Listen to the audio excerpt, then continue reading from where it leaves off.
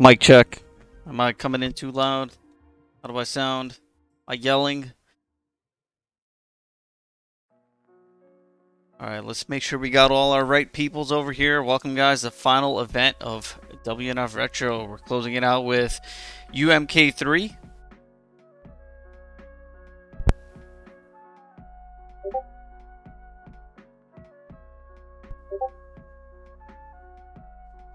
Alright. All right, just put it down a little bit. And yeah, let's go ahead and get Shock. Are you in the building? Yes. There you go. What's up? Hey, how's it going? Good. Just trying to get the players together right now. Last I checked, we had, I don't know, about maybe a dozen people. 2, 4, 6, 8, 10, 13 entrants, but we do have to take a look at our lobby and see how many of them showed up. This is, one of the challenges, of course, with tournaments. You get the signups, but then at the time of the event, it's really hard to find people. So, yeah, we're gonna spend a couple of minutes just getting everyone together. How's your day going? I had to stay a little bit extra at work tonight. Fortunately, it wasn't last night because it's when I had to find all my equipment. But we had to get our air conditioning fixed, and they couldn't come until like 5 o'clock, so I might have to stay until about 8 my time. So that's, that was only about 2 hours ago I got home. But since everything's all set up, no problems, ready to go. Shit, that's about to be like what? It's 10 p.m. over there right now. And Yeah, it's just about 10 o'clock. You have anything tweeted out yet? I haven't looked. yeah, I just put up like maybe a couple of minutes ago. Okay. It's one with Raw Julia. I didn't ping a lot of people, I just kind of threw it up out there, but yeah, hopefully Yeah, if anybody watched last night, they're gonna. Yeah, I mean, we've been talking about this for the last 3 weeks or so, and every stream I've been doing, try to mention it. But yeah, it looks like in the lobby we have 1, 2, 3. You have 7 people in the lobby, so we're missing a couple of people. I'm gonna have to start pinging them directly on Fightcade, or sorry, on Discord. Okay. Shout outs to Hokuto, working behind the scenes, trying to get us some players. Hokuto is actually not even a UMK3 player. Mainly plays ST, Third Strike, and basically everything else. But I think after yesterday, he's like, you know what? Let me give this a shot.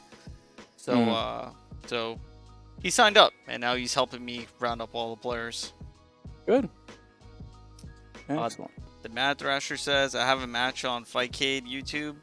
Oh, someone uploaded my match? I probably got 10-0'd, but I mean, it's cool. Yeah. It's cool. I mean, that's more content for the game, and, I'm happy. Yeah, very good. That win or lose don't matter.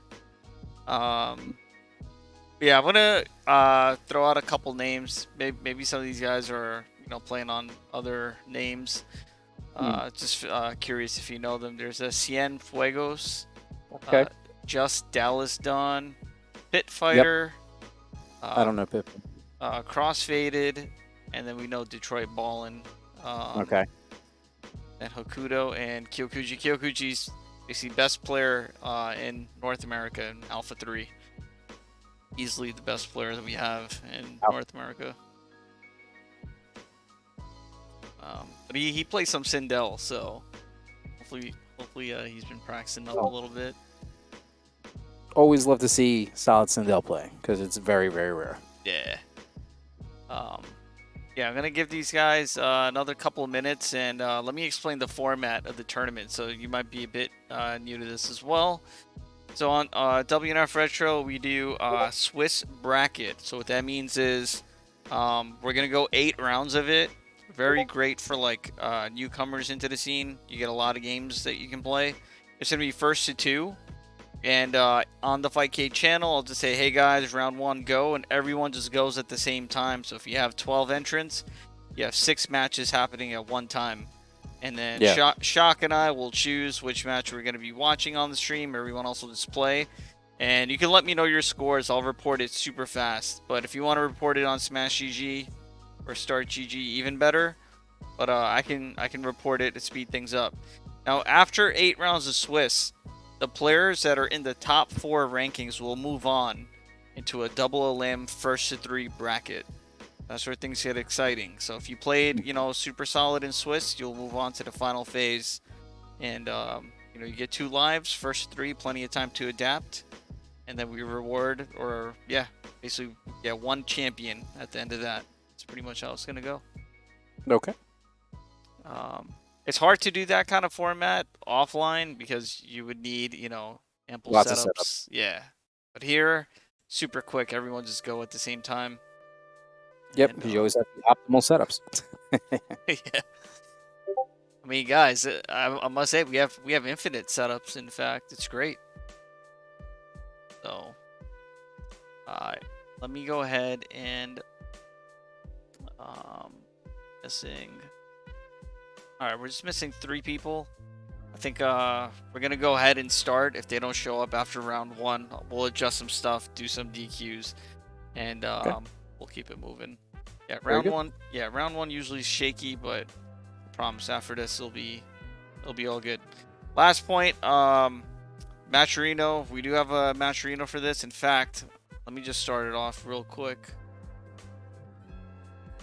So here we'll put a solid 55 in there for the lore's sake.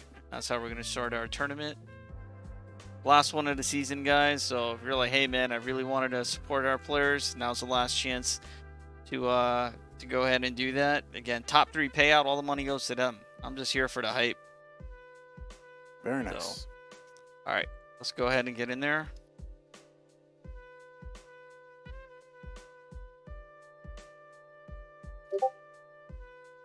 Let's go here.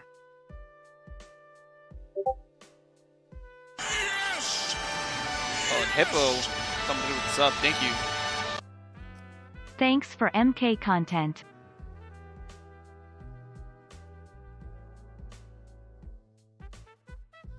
All right. The bracket is officially live. You guys can check in and go. If you're not used to Start GG, it's fine. A lot of other people in the bracket are here and they'll be able to help you out. So, 1v1. Actually, that's a very good question. Yeah, 1v1 for this tournament format.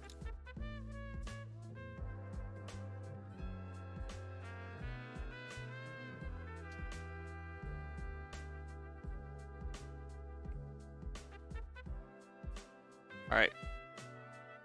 So once we get our first match, I'll go ahead and load it up, share it to you. Okay.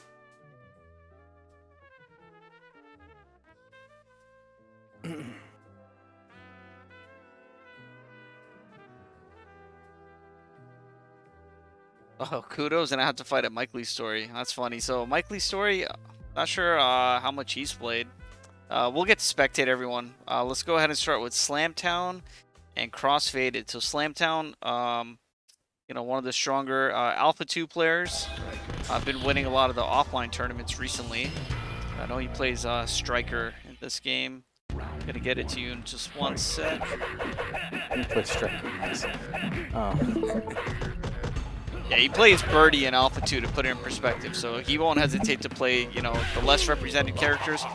Crossfaded right now, going with the Invisible Cyber Smoke.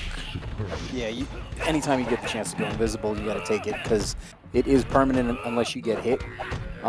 It's probably one of the most advantageous moves in the whole game is any invisibility. Oh, what an anti-air. Yeah. Yeah, it's a really quick anti-cross up. Good for putting people in the corner. Oh, no punish. Oh, he's dead off of that. Yeah, that was, you should have waited just a little bit more there. Teleport up, make the teleport up. That's usually not a good idea. 25 years old. Yo, thanks, Rockman. 25 years subbed. 25 years, folks. That's right. Matcherino, $91. Let's go. Oh, Ooh, what? That was a, yeah. A bit of an interesting situation that you don't really see too often. Losing the momentum a little bit on the jabs. The robots are one of the rare characters that Striker can run jab.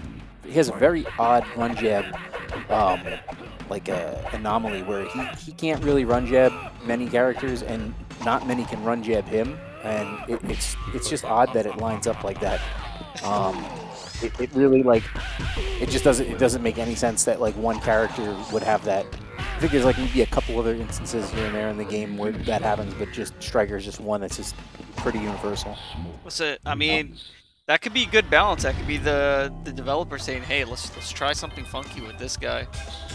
Yeah. For some reason, his duck is just doesn't get clipped, and his jabs are, I guess, a few pixels higher than everybody else.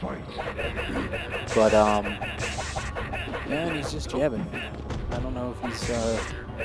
I'm not familiar with these players, so I don't know if they actually know like real jabbing strategies, or they're just like imitating what they see people do. Yeah, I'm not sure about crossfaded, but definitely I can tell he knows some of the game he's been hitting the full ace smoke combo, or sorry, not ace smoke, cyber combo using invisibility.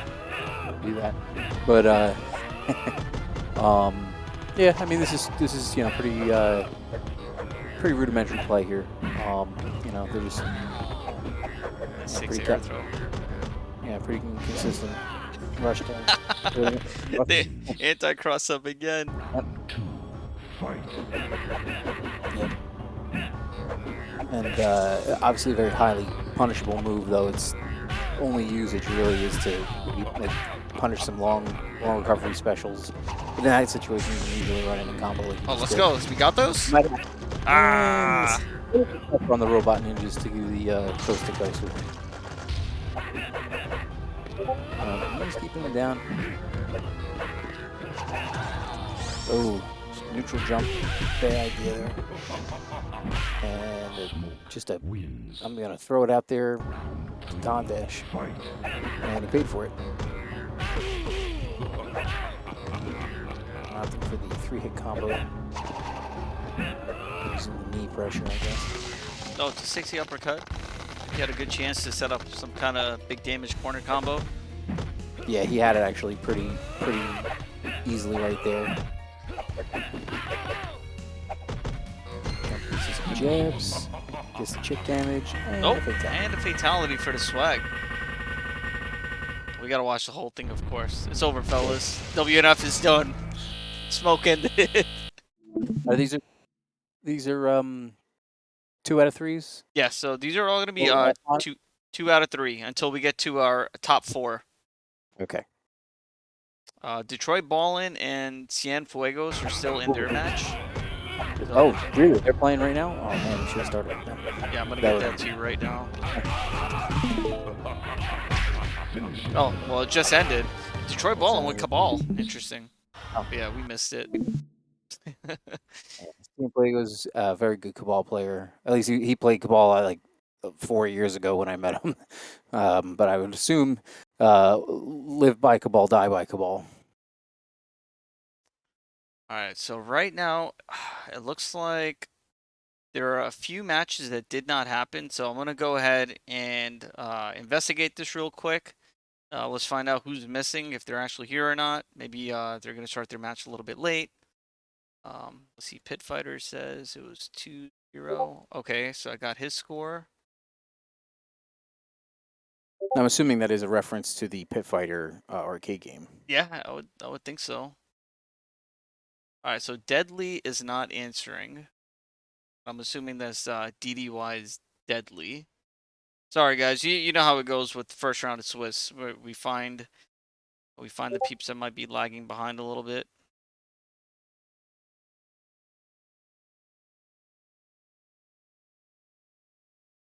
So, all right. So what we're gonna do? We're gonna remove some people from the bracket.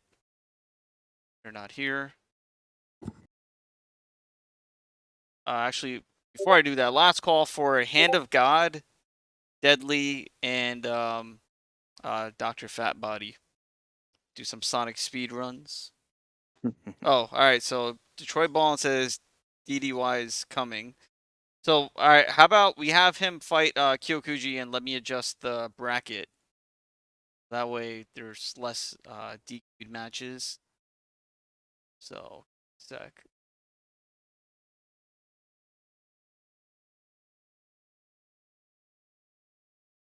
So we'll swap him with DDY. Thanks, Detroit Ballin.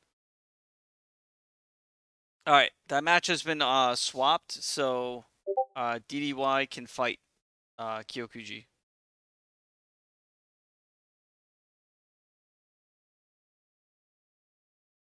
And then that's it, and we'll be good to go. So we just gotta give them a minute. Kyokuji, if you find Deadly in the main lobby, I guess you can fight him there in the meanwhile.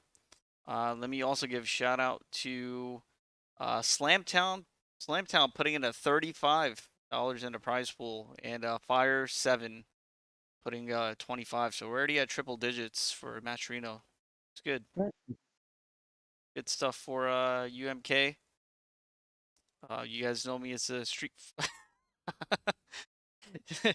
Kyokuji says, "How do you pick Sodom in this game?"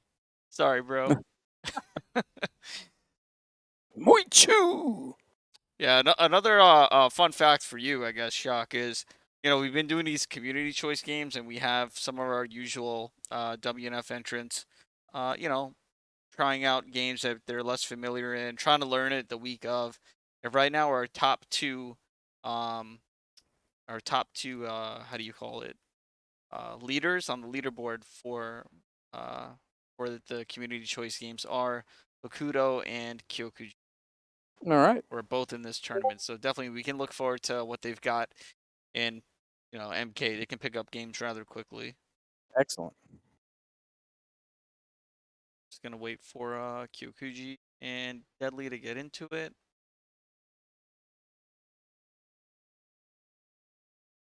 And just got word, Fat Body's not gonna make it, unfortunately. So sorry guys, we'll get through Is that this. one of your guys?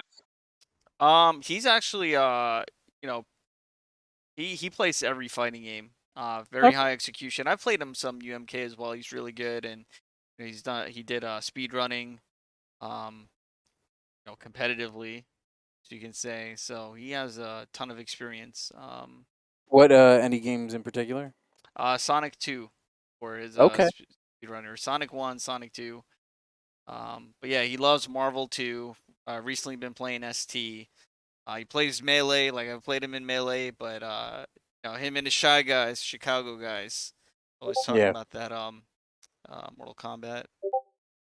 Yeah, I recently started getting into watching like speedrun histories on games. So I started with like the big ones like Mario and stuff, So I've been like slowly going through each one while I'm like doing like monotonous work and like like the weird glitches that people find to like advance the level to like like by programming basically like inputs through what they're doing on the screen and then like being able to activate something. It's just really just a peculiar method of speed running when versus just like beating the stages as quickly as possible. Yeah, it's funny because for me, like, speed runs are just really long combos. You know, Hmm.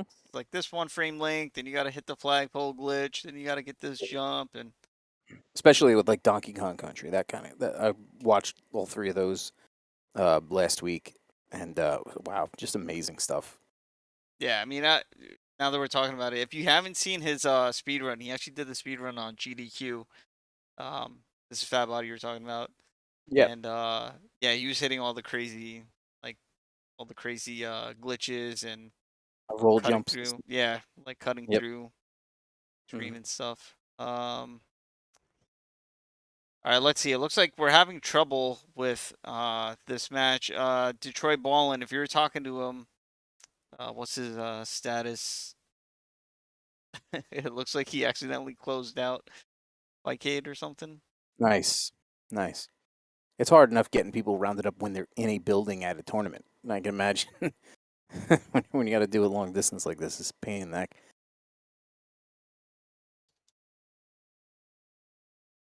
All right, I think we're gonna have to just DQ him and keep it moving then. Yeah, I don't want to hold up the tournament any Yeah, further. yeah, just grab a So, match. yep. All right. GG's to you, Kyokushi. Good job. Winning your first match. It'd be like that. It's too bad because we saw Deadly playing yesterday. He's good. Hmm. All right. Well, in that case, round two, the bracket's about to go up in a sec. It usually takes a while for Smash GG to refresh bracket two. There it goes. And now we have solid 10. So we'll have 5 matches happening at once. And you guys are good to go.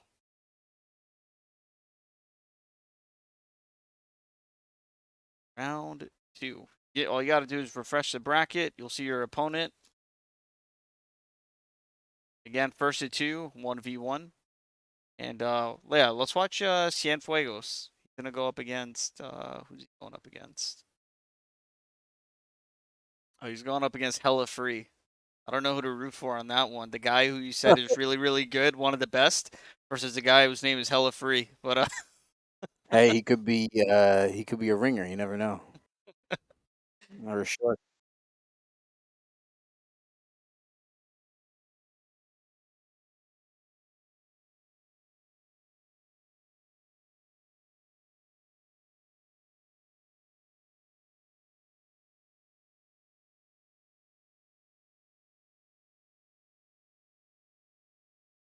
all right, let's see who started. Well, they haven't gotten into it yet, so all right, let's go ahead and get all right, we'll get Kyokuji and Pit Fighter.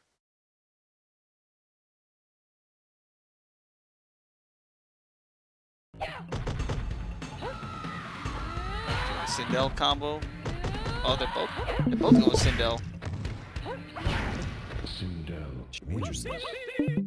Pit Fighter takes round 1 there. All right, I got the video now. And then just jumping in, a little jumping, a little too much there. We're jumping. We're jumping. Oh, make it scream. You can actually, if you stand just outside of the scream's range, if you throw a jab and tap block and hold it, it will block the scream.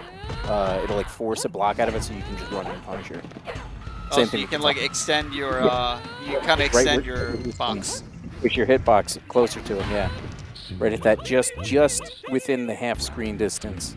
You can actually run into it and block it, like because the screen like has like a movement forward. It's very interesting. It reminds me of Katana's levitation punish in MK2. Yeah. Just stand block it, and then you get a full punish. Yep, exactly. Right now, Kyokuji just trying to zone out, playing it like a Street Fighter with these fireballs. Look at that. Oh, it's a pretty close game 1. Air fireball looking like Kuma, and Pit Fighter takes it and screams at her. Yeah, her air fireball is like, I don't know, it's kind of weird. If it had like a faster recovery, it'd be way more useful. So you gotta try to get it as low to the ground as possible. This is really Mall strange to Cabal see all too, day. Sindel. Yeah, what's up, Nerd Josh? Mall Cabal all day. Were you one of the Nice. 7-Eleven Cabal players, Nerd Josh? Nerd Josh.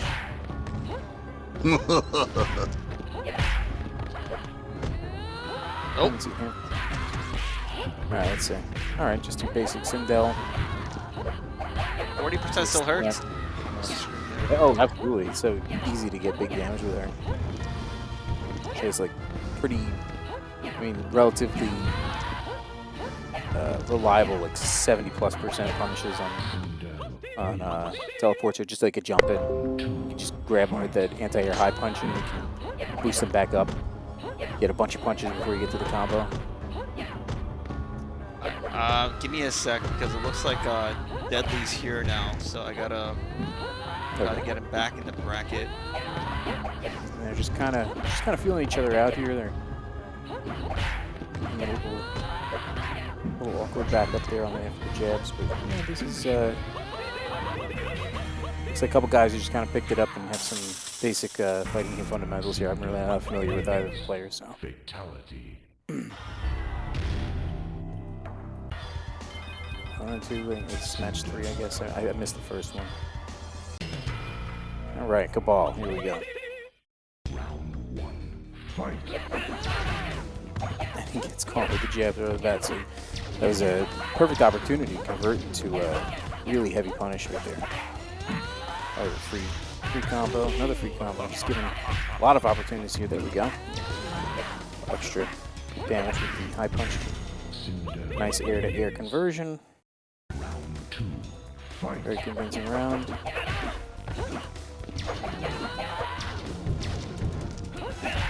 Just spamming the fireballs. I think all he's done is fireballs so far. That's one of those situations where you see your opponent blocking and you just didn't attack, so you're like, oh, they're probably going to stop blocking, so I'll just do a containment move, and it paid off for him. Round 3. Fight. More with more fireballs here.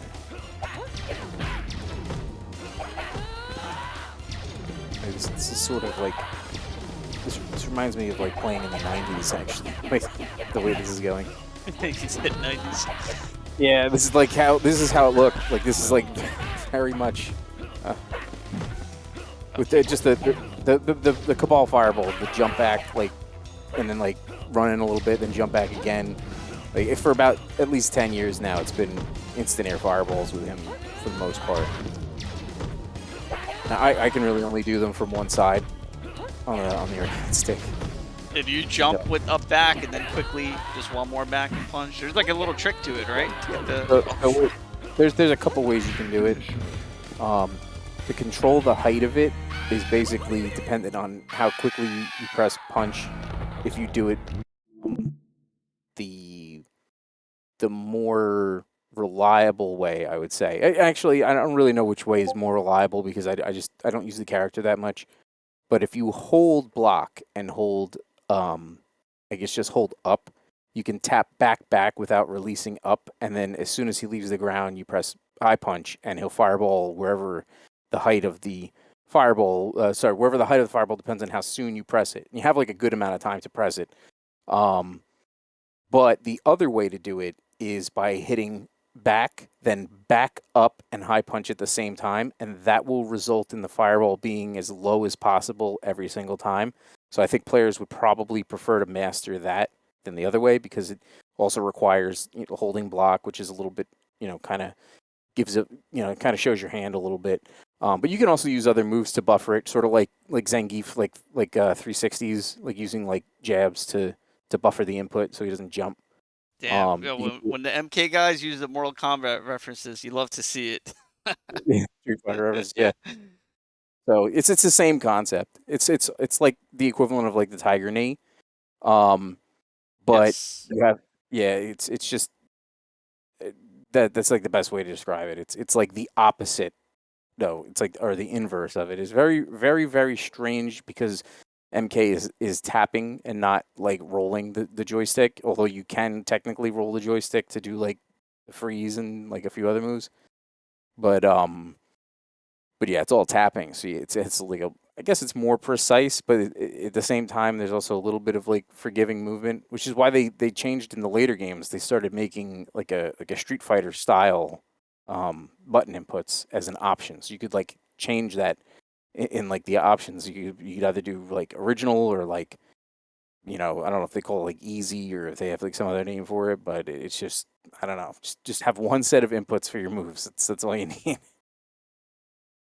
I didn't even realize they changed the inputs in the new games. I mean, the last Mortal Kombat that I actually tried to play and play like decent enough was Mortal Kombat 4. Man. Oh my God. Yeah, that was a long time ago. All right, I got a match. This will be the last match of the round here. It's going to be Crossfaded versus Deadly, so Deadly's back. Okay. Just going to catch up on some score reporting real quick. Like seeing a good Kano. Kano has a very, very pointy jump kick. Gets away with a lot on that. Probably is more reliable to neutralize the standing jabs. Just threw a cannonball out there for no reason. That was actually a big punch. He might have even been able to take the round if he saw that opening. But he's invisible right now, so that's good. Oh! That was sick. Yeah, he's just jabbing. He jabbed and confirmed that joint, just, on an invisible smoke. Yep. Just charging that low kick. Yeah, see, he's neutralizing the jabs there. Robot Ninja's maybe a little more susceptible than like Cabal or the male ninjas to the jump kicks. Sweep check. Wow. Turn him into a grappler. Yeah, he is.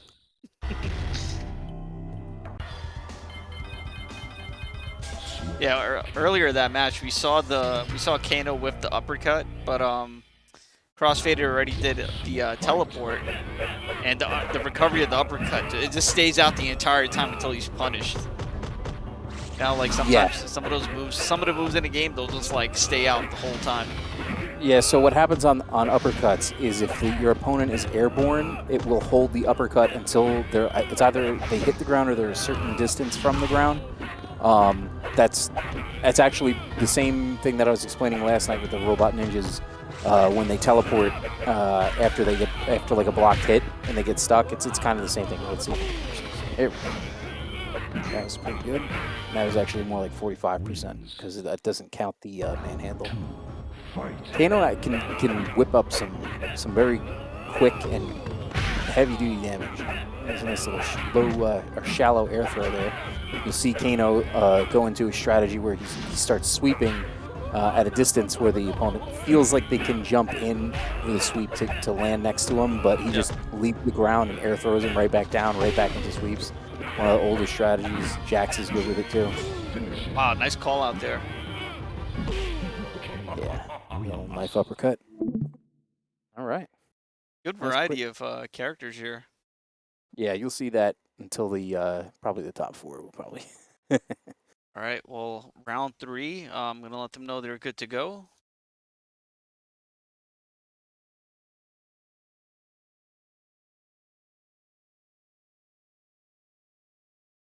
So who do we got?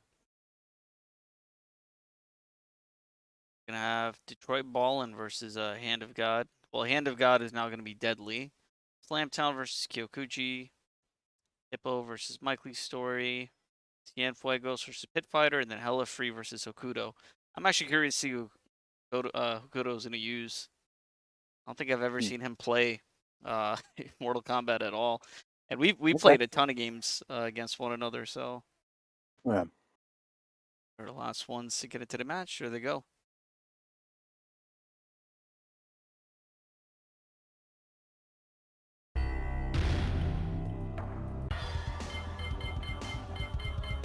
Pretty sure it's you, so. Okay. All right, there we are. Let's see. So, oh yeah, of course Hokuto. He's probably gonna stick it out with Cyber as well. I don't even think he's gonna go H-Smoke. Oh, he does go H-Smoke. I like this match. This is the match I had against Rio and No Doubt very often, going back into 2010, 2011. Right as it was starting to phase out when MK9 hit. Katana is not moving around enough. Yeah, she's not who she was in MK2, that's for sure. Yeah, it's funny because like she has really crazy damage in MK2, but I definitely think she's more versatile in terms of her movement in this game. I think the fan is better, but the fan has like an extra option in 2 that it doesn't have in this. She can do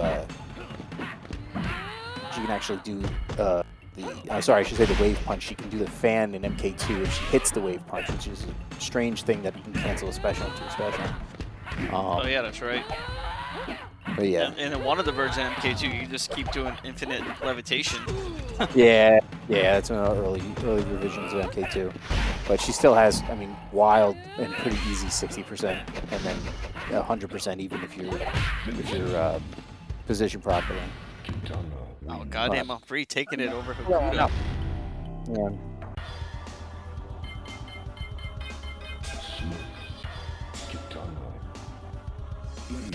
See if he sticks with human smoke. Yep.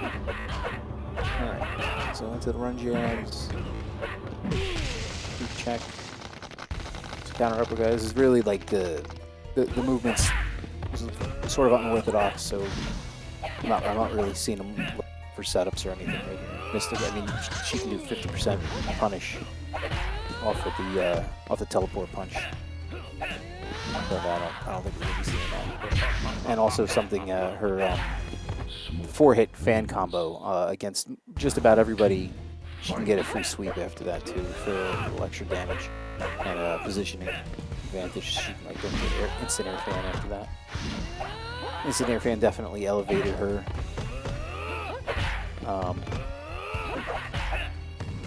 But I don't think she's still quite like top 5. I know some people think she is, but I don't know. Caught a little stray fan there. Didn't get really good conversion off of that. Damage protection on the fan is very crippling to her, and this is what I was saying before, is MK2. She had just insane unscaled damage. So it looks like just Dallas was in here, and I'm gonna try to add him back in now. Fight.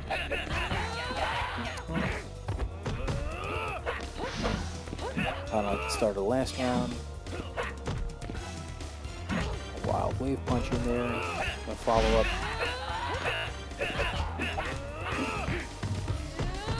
Kind of throwing out some random roundhouses. Nice little run underneath. You can recognize when your opponent is jumping and you can run underneath like that. You can get some really nice setups for big combos. It looks like the smoke is downloaded. The katana's sort of unorthodox. Not going to really take risks or anything. Isn't it? Basic combo. That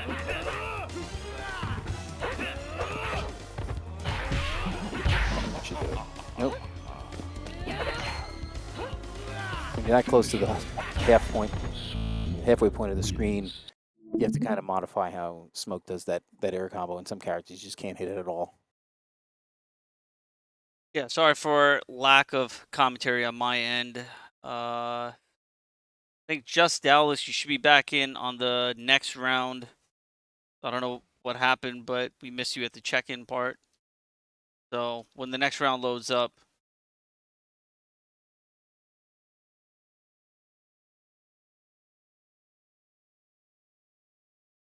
Detroit Ball and Deadly are still in their match. Probably, nope, they just ended. So let me get the scores from everyone, and then we'll be smooth sailing. But that one was Hella Free took it 2-1, right? Over Udo. Troy Ballin took it 2-0. Well,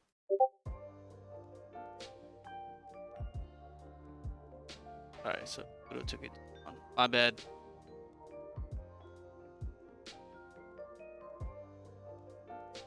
Troy Ballin took it 2-0. Hippo took it 2-1 over Mike Lee. And then just needed Fuegos and Kyokuji.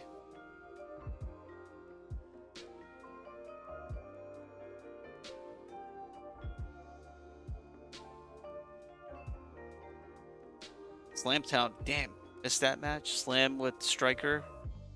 Oh well. It's all good. We still have plenty of rounds to go. That was only round 3. We got 5 more rounds of this, and then we'll do the top 4. I just needed the score with... Oh, what's up, Sprite Mix? How come you didn't enter? Pit Fighter and Cienfuegos. Does anyone have the score on that? Oh, Pit Fighter said he got spanked. 2-0. Alright, so just Dallas is in the bracket now.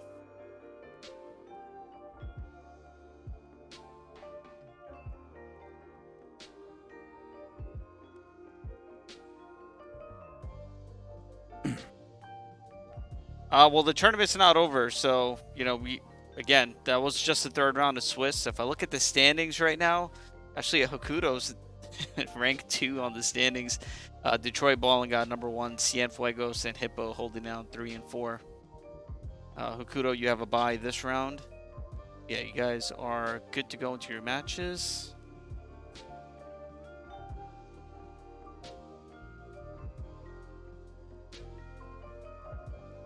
I think some people might have gotten confused, but all right, time for me to go since, you know, I went 1 and 2 or 2-0 or whatever it was. This is 8 rounds, guys, so there's not, you don't just have 2 lives. Oh, my Discord sounds are going off. How do you mute it? I'm using the browser. Because, all right, I guess nobody DM me for now. Well, oh, they're hearing your computer sounds? Yeah. You might just have to mute the system sounds or the stereo mix. I don't know how you have your mix set up, or if you're using anything like that. Well, I mean, this is a kind of a terrible setup because I just like formatted my PC. Oh, that's right. And then yeah, all I have installed is this. Okay. It's very Yeah. trivial. Yeah, I have like a tiny little mixer that I would use for like the ghost mic at tournament. Like I have like a big mixer with a ton of channels, and then I have a little one with 2 channels. And that's the one I'm using right now. It's just tiny, and I can fit it on the table. Alright, so what do we got here? Crossfaded and Cienfuegos. Nice. Let's see some good dirty Ermac combos. Letting them breathe a little bit on those. Oops. I don't know if he did hit it, but the male ninjas are negative on throws. Alright, just kind of warm down there. Bit of a risky teleport there.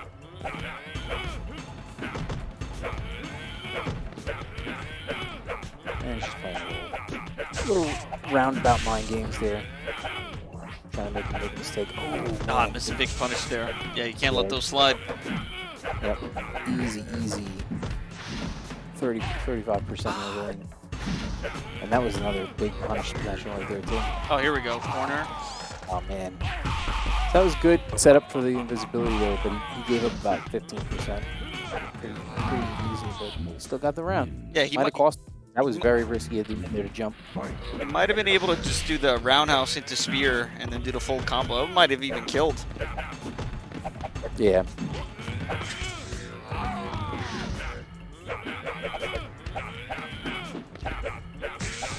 A lot of standard run jab. Yeah, he's still keeping pressure down. And see, now he doesn't want to. Oh, wow. Oh, the homing on that was a little weird. Yeah, because he ran like as soon as it was like as soon as it leaves the screen, it's already picked where it's gonna go. So he like took that one step and just happened to be at the right time there. So it's basically a Sonic 2 final boss then. Yeah. Okay. Oh, look at that. The invisibility coming through. Yep. Invisibility is such a, oh my god, it's especially, I mean, both Reptile and Robot Smoke, but man, when Reptile gets you in there and he's using the special run when he's like full screen, yep. he's just instantly right next to you, so you'll see him like do a force ball, and then he runs past a force ball, but you can't see him. All right, this is much better. Yeah, much better. Big damage. Lots of instant air fireballs. You can see a lot of good spins before we were seeing kind of like Hail Mary psychic spins as we call them, because they still hit a lot. But this is the pressure that you're used to seeing. Just the oppressive, just brutal run jab, and he does like run jabs. Like he keeps moving forward with them. And he likes to get you in the corner. But he's got okay. Let's see. Moved him out too. So another one and a kick. Yep. Very nice. 50%. And that kick restanded him because it hit him like it's almost like a sliding frame, like from when they're in the air to when they're on the ground. It's like when you hit them, they're still technically in the air, but it doesn't update till the next frame when they're on the ground, so it stands them up. Is there any benefit to that, or would you rather want the knockdown with like a stand high kick?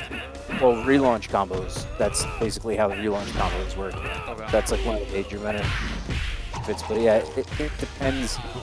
Because like a standing high kick or low kick, it doesn't. Well, I guess a standing low kick is really what you mostly see. It doesn't really have any. I don't think any like tactical advantage. It's just kind of like how the frames lined up. At least you're getting the full damage and they're not blocking. I couldn't really tell what happened there. It was like pretty much 3/4 of the map around. Just wake up Nomad. Yeah. But Human Smoke is perhaps a better choice in these matches. I think Robot Smoke is able to. And he got him. Man, Cabal can set up some big damage combos anywhere on the screen, man. He has a very, very robust like comboing scenario, and it gets like a considerable amount of damage whether he's on the ground or in the air, whereas some characters can't get any ground damage and some that can't get any juggle damage. So it's what part of what makes him such a complete character. And the jabbing. All right, so let's see if he optimizes this. Okay, with the jump kick. Very good. Okay, and only missed a little Skips bit. out on one jab, but it's all right. We got over 50 though, because that's technically 53. That was good. Ball's got to watch it. Oh wow! Now that he should have. I'm sure he went for it, but that should have been a cross-up spin there. Oh, for that, do you have to input it any particular way to get that? It's really easy to do on reaction. That's what you love to hear. You only need 6. You only need 6 frames of input or 7 frames of input to do it, and he has all the time in the world. That's just that window is so that window becomes so large because of how the dash operates. It's such a just a ridiculously abusive move. Just L 620. The match that we just saw on the stream, I forgot the score. So I think it was 2-1. yeah, I forget who took it. I'm such an idiot. Oh, it was it wasn't Cienfuegos. It was the Human Smoke player. Okay. Cool. All right, in that case, this time, Hella Free, you have a bye, and everyone else can get into it. So we're at round 5. Can we see a mercy, please? Sprite Mix is asking for a mercy. I would actually ban mercies in tournament. Really? If I are still running, yeah, because you won the match, and then you give them a chance to win. It doesn't make any sense. Like you won. Has that So ever I'm not- happened where someone did a mercy, they lost? Like, no. No, well, there have been times where people have mercied and lost the match. Yeah. But I would say that if it's just to see the animality, then if you're going to mercy, then it's default. Like you don't respond to the mercy. You just let them do the animality. Can we get $1 in the pot for every babality? Man, we should have made these. Whoops. Oh yeah, like a babality mission thing. Yeah, we should have done these missions beforehand. That would have been kind of hype. Friendships and babalities, yeah.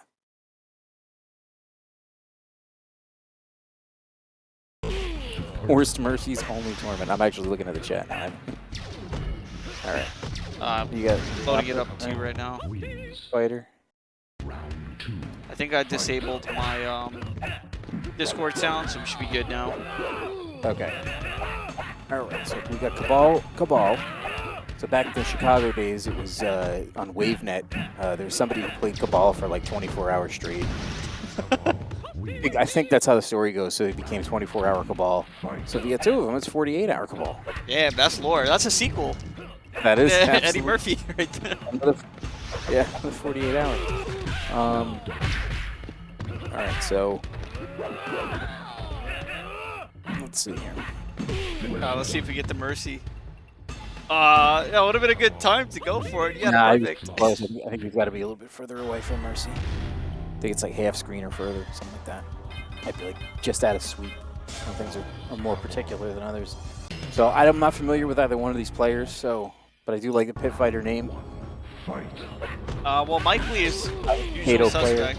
In fact, I think apart from Hyper Street Fighter 2, Mike Lee has entered every tournament that I've done. So he's just here to get the entrance up and play. I mean, he's got some of the combos. But right now, he's getting comboed. Yes. Yeah. All right. If he loses this, I'll be very disappointed. He had that round like really good, just it was just there. He just didn't do like one hit, and he could have done double the damage needed to end the round. I hate when that stuff happens to me, so I like to call it out on Gotta call it when you see it. Yeah, some damage left on the table there. We should be able to end it here, and he does. Doesn't even need the fireball.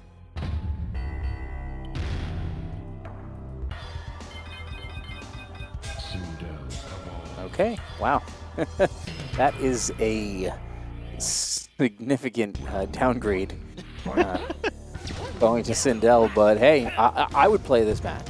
I would play this match for sure. If requested. Wow, preemptive anti-air. Yeah. The difference in speed on the Sindel fireballs, she gets on the ground fireball. If she does it comboed, it's has a much faster startup, which is something that a lot of people don't know. It also applies to like Sector's missiles as well. It makes it like easier to combo them. And that, everybody pretty much knows that Nightwolf's arrow does it because it's the most obvious. Oh wow! Jump kick. Just begging to be. Yeah, you just want to get hit. You want to take 40% right there. Oh, punish shot, please! Ah! Oh, he's got a naked scream, and then he punished a spin. That didn't make any sense. Oh shoot, Frazier attack comes through some gifts of Pit Fighter takes it 2-1 with the fatality to boot. That was a really strange round, but hey, I'll take it. Alright, so it takes that 2-1. Let's see if anyone else is... Oh, we still got a couple matches going on. We got Cienfuegos. Oh no, they just ended it. Kyokuji and Hippo, aka Crossfaded.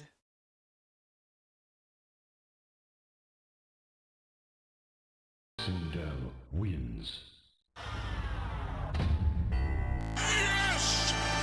I guess we missed that one as well. All these matches ending at the same time. First Friday Funk. Thanks for the sub. Appreciate that. 15 months. It's a long time. Yeah, I would even maybe tell some players to hold their matches off if there's some good sets. I guess when the next bracket, like when the next round resets, I will let you know. Vodka is mad jet lagged. What continent are you coming back from now, Vodka? Uh-oh. Is he Russian? No, he's not. He's one of the NorCal. One of the NorCal boys. We're running some of the Evo tournaments together. Okay. Let's see. All right, so Detroit Ballin takes over Slam. Yeah, I was actually showing him some Mortal Kombat stuff. I went over to his house. He has one of those. I think it was an arcade one-up, a modded one. So yeah, let's check out this Mortal Kombat. Let me show you some of the tech real quick. I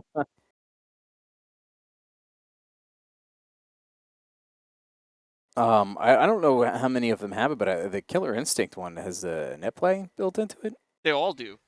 They all have it built in? Yeah.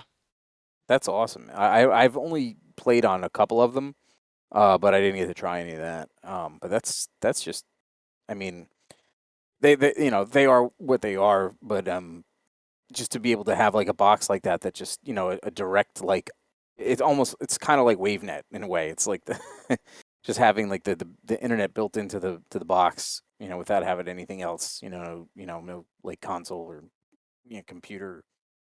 It's just there. It's just like this is my net play machine. Yeah, I mean, I think just one of the things is like the input delay is a little bit wonky. Yeah. But at least you could change out the part. Like you can make it a good cab. Yeah. Just change out some of the stock parts. So for the next round, I'm gonna let them know they can go. We'll get 2 matches in. We'll get Kyokuji and Detroit Ballin. I want to watch that match because they played the same character. Potentially, we might get another Sindel mirror. So we'll get that on the stream, and then we haven't seen Just Dallas play yet. So we'll get Just Dallas versus Go as well. Yeah, I've talked to some of the people who are more familiar with the the coding and reverse engineering, hacking, and also people who worked on like WaveNet back in the day, like Lex, for example. And like theoretically, if like I know that there is a WaveNet board at Galloping Ghost, but there is an extra computer that they used for WaveNet. And if we could get all of that equipment and take a look at it, you could technically reverse engineer that, create like a fake server, and you could once again network arcade cabinets. That would be such a like a mind-blowing thing to do. Obviously, if there's beyond like a certain amount of delay, it probably wouldn't work, but it would be interesting to do it like at least. You got another Sindel? Yeah, reverse engineering to get like another wave during that blast kind of. Yeah. They just got right into it. Yeah. I tried to delay this match, but Okay. Detroit Who we got? speed running. And who is this? Kyokuji versus yeah. Detroit Ball. Oh, look at his air movement. Looking like Marvel.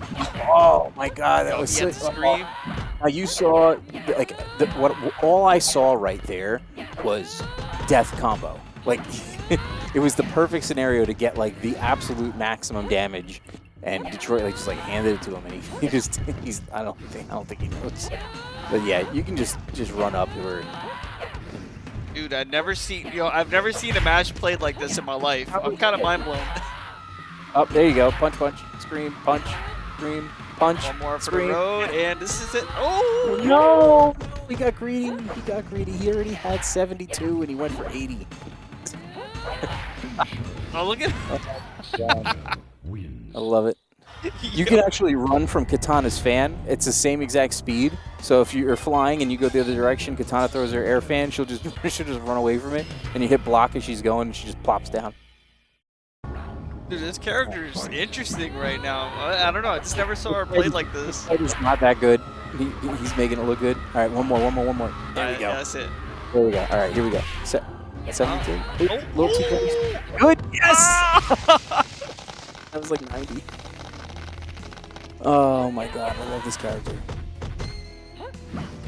Oh man, this dude's a task. So like he is like getting some wild combos, but he's like kind of being handed the setups for him. Nope. Recorded the screen there. It's unwise, but No, Kyokuji fighting back is difficult. yeah. Fireball. This is it. For some reason, her like standing standing high punch, where she just like does that slash. Like for some reason, it feels like it comes out like very very quick. I've never really tested it, but it just seems to like stop a lot of attacks like more often than other ones do. Something else we were talking about X-Band. Like I read that people are trying to also reverse engineer X-Band to have a broadband adapter, not just yeah. It was like I think they ran into like a snag a few years ago. But they were trying to make like a new X-Band that would be like a obviously like the extra computer, but with a Ethernet port instead of phone jack, which would be absolutely amazing if That's like peer to peer, but like with no interruption. I mean, you're just fighting the person directly. And you're both using the same console and everything, just like using like a PlayStation today. That's just such a fantastic idea. But yeah, I was like curious about it one day. I was like, I'm sorry I'm not commentating, but I also I have a lot of frame drop. No, you need to learn. You need to know all this. Oh. With Kung Lao, I can't really see what's going on. That was very quick. Very quick Kung Lao. Kung Lao, can't see what's going on. Yeah, if you don't know how to fight Kung Lao, might struggle a little bit. Well, it just looked like he was teleporting everywhere because the frame drop was. I don't really use Discord, so I don't know if there's like a setting I can change to make it a little smoother. I have Nitro. It's just it doesn't work because I'm on my sub account. Gotcha. So let's see. We'll get back into it. All right. So yeah, Kung Lao. I mean, like he can move around pretty much at will, but I mean you got to be careful with the dive kicks. Doing like what he just did was good. Going behind. Oh wow! He had a chance there. See, like that's the thing is like if you're gonna use Kung Lao, and you have to make those spins count. You got to give at least 50. Yeah, basically for any open up that you do, you got to take 50% minimum. Yeah. Like a lot of the casts. Right? So, he didn't need it there, but against Smoke is very very easy 50 plus in almost any situation against just about every character. So if you want to compete with him, the only way you can do better is to not let him hit you. Alright, Hippo took it. Oh. Ermac wins. It's like it's record this feud.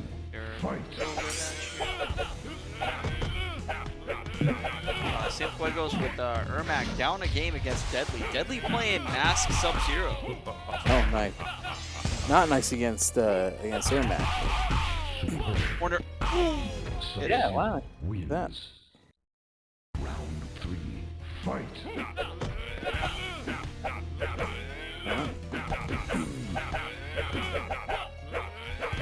So Ermac just pressuring him to the corner. Got himself out of the Good corner. interrupt right there. Yep. Keeping him back. Just keep him in that corner, and there's not really much Sub-Zero can do. So you can't do the ground ice if he's too close to the corner. It just disables. Yep. So you don't really have to worry about it. Oh, this might be it. Yeah, he can right there. Very nice. Oh. But too bad we can't see what happened. Just gotta use Yeah. our imagination there.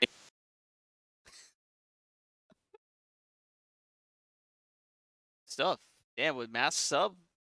Oh, a bunch of characters today. Still got 2 rounds left. Alright. Round 7. And then I'll pop it up on the stream so you guys can see what the standings are. Get to that. Refresh it.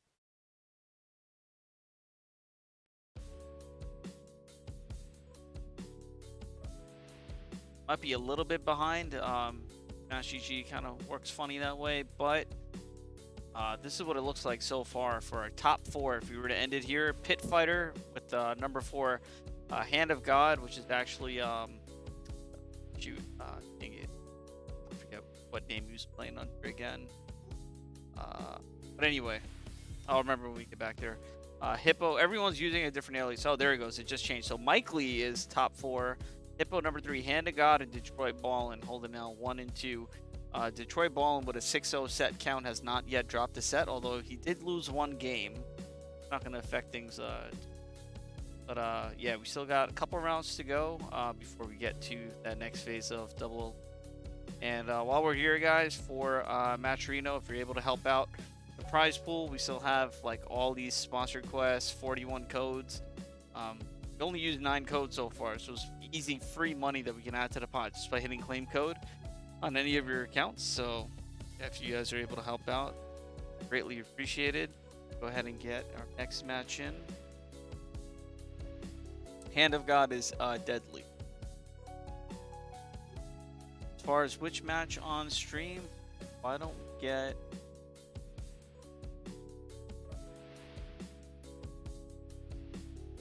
Slamtown? Yeah, we'll get Slamtown and Fuego. Vodka, you just watched which Mortal Kombat? The new one? Annihilation's way better than that, I promise.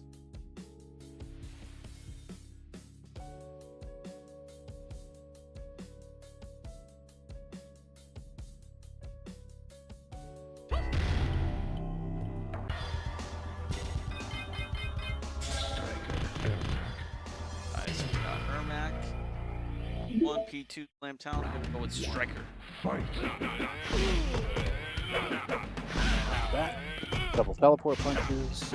Okay, big punish here. This is 82. Let's see if he gets it. Yes, he did. Got the whole thing? Very nice. Flawless. That was a full. That was. I mean, you can't ask for more. Well, you can ask for more actually, but he got every bit of what he needed. That was fantastic. Yeah, there goes the jabs as you mentioned with him on Striker. Yep. The launch. He gets it. Oh no. Nice. Ah, it's a jab fireball. Let's go. Oh! Okay, let's see. Coast to coast. Yeah, that's one of those odd situations where he actually can't go into the corner infinite. Like there's like a halfway point between like where you're too close and like you can't get close enough to go into the infinite with a jump kick, but if you do another dash, he can only get 1 jab, so he can't get the gun. So it's like a dilemma zone basically. But that was good. Slamtown, yeah, that's what I'm talking about. Last chance here. Striker still can. Oh man, Well done. Wins. he still had a chance to come back off that. Yeah, Vodka, you know Slamtown plays everything on the low. I mean, he calls himself a poverty fighter, right? So he plays like all the crazy games, but I mean, everyone's a Mortal Kombat player on the low. We all play Mortal Kombat.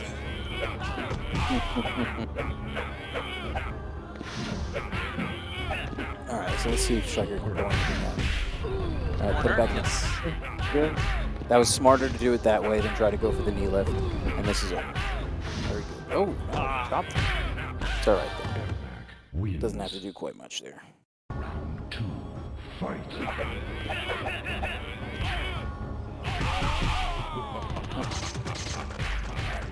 See what's happening. See, That the was taunt that dash. in-between thing, right? Yeah, I can't really tell. It's doing about a frame a second right now.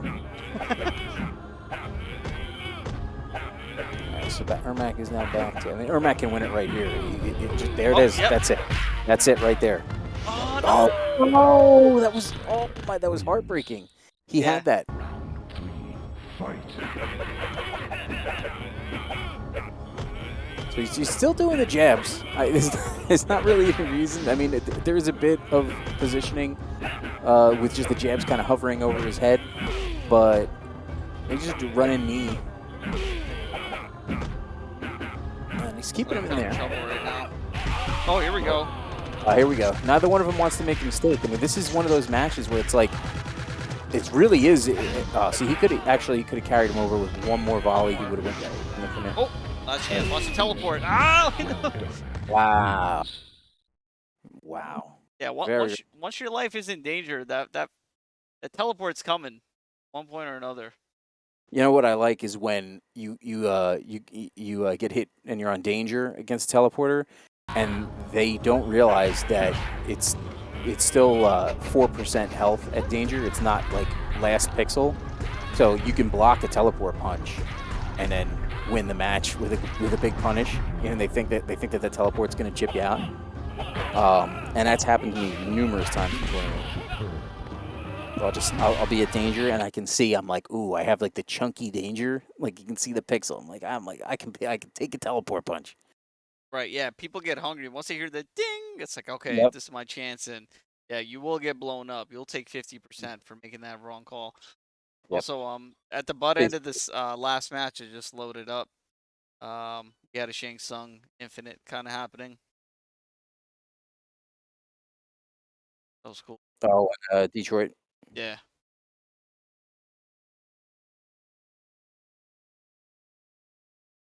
So just Dallas 62-0 over G. And I just needed to score between. All right, I got it. All right, last round for the standings here.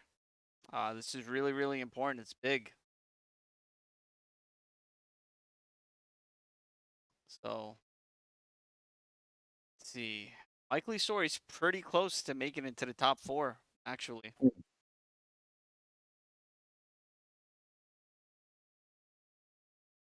Standings up on the stream, you guys see. Yeah, we got to get one of our usual up here. It's about to be a whole Mortal Kombat top 4 right now. They're defending the game. All newcomers on WNF Retro protecting the game right now. This would be our top 4. So we got Hippo, Cienfuegos, Hand of God, which is deadly, and then Detroit Ballin holding down top 4. But there is a chance for Mike Lee's Story. I think if he can win this next set, he does have a chance to nab the 4th spot. Actually, almost everyone else is like 3-4, so kind of anything can happen. I think spots 3 and 4 are still open to interpretation, you could say. It's anybody's game. Go ahead and get Mike Lee's Story and Cienfuegos. I don't know the Ermac match. Rip does. Okay, let's see how much you do know.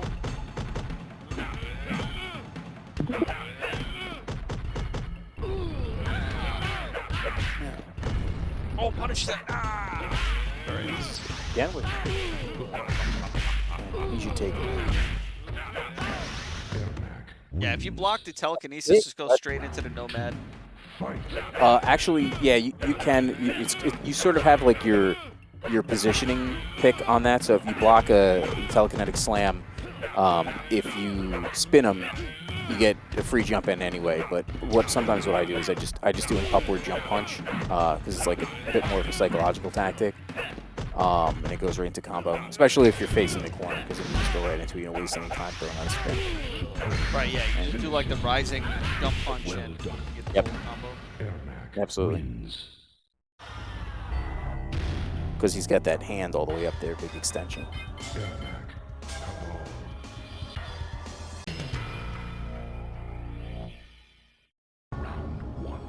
Fight.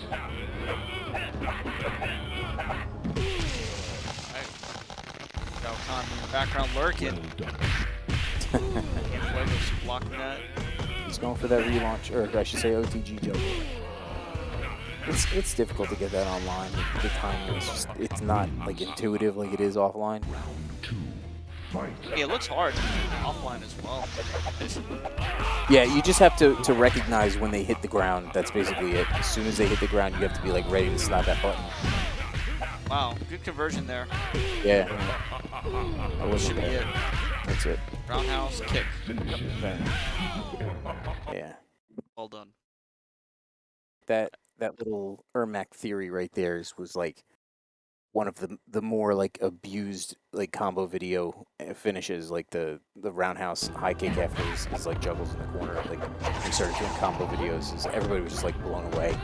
This is like again, you have to run just slightly after the roundhouse, right? You also can't hit them too high with the roundhouse because it pushes back and holds back more. I think I'm saying that right. So you want to let them like fall like just a little bit, and it like optimizes the recovery and the distance to get the high kick. How does Kyokuchi know the pit fatality? You don't even play this game, bro. Did you go on Game Facts before the tournament? You almost do that one by accident, like down, down, down, low punch. Yeah. Yeah, he meant to teabag and just press a random button. He ended up getting a fatality. Yeah. All right. Hitfighter and Slamtown, they're still in their match. Might be the last match. Wins.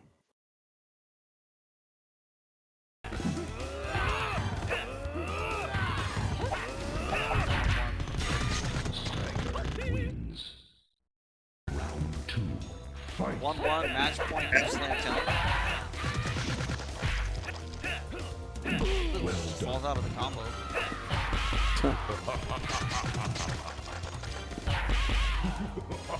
That sucks. Yeah, there's a bit of a gap on the screen. If you land just perfectly, you'll land between her and the closest part of the screen, and you can block or even combo right before it snags you. Yeah, we saw that at the ending over there. How unfortunate.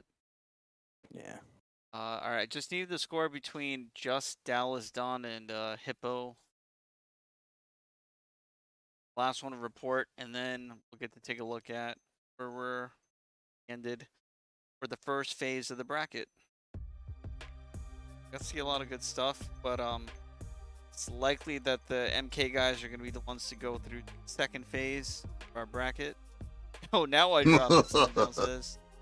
Yeah, I would imagine it would be Detroit, Cienfuegos, Dallas, and I don't know who else is. Oh, actually, they didn't play yet. They got into it. So, you have one more match.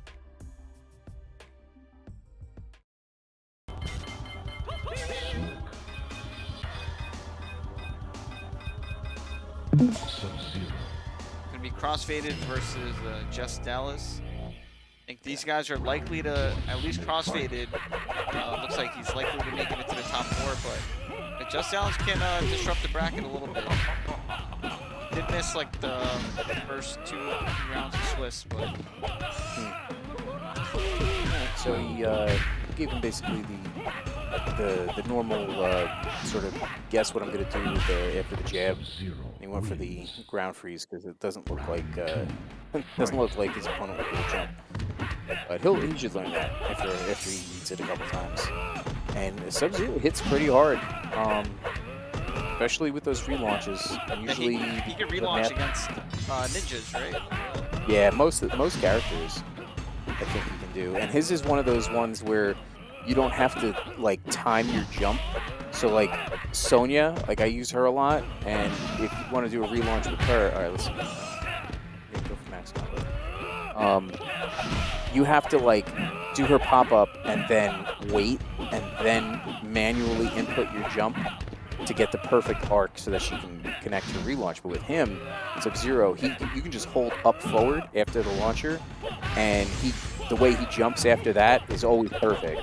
So the only thing you have to time is the jump punch itself, which is why it makes it easier. And there's like certain characters that, again, like there's certain things that over the years you just like you see it enough and you're just like, yeah, we know this is easier on this character, but like we don't really look into why always. But now with like people.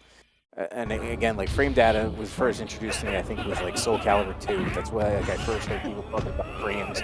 And like I think it was Talon, her like slowest attacks were faster than like some of the fastest attacks were like Astaroth and like other characters. But with this game, it's like we have to like do everything, you know, on our own. Back then, people were like recording on like a VCR and like advancing the frames and stuff, which basically you can do that in MAME and check the frames. But yeah, see, after like the launcher there with Sub-Zeros, usually you'll see them run in with a jab when they're ducking, and then either do the ground freeze or maybe try to punish the jump back. Predict. Yep. Yeah, I mean, for me, if I'm playing mass sub, I'll go for the ground ice first just to see if they got their eyes open, and if it works, do it again.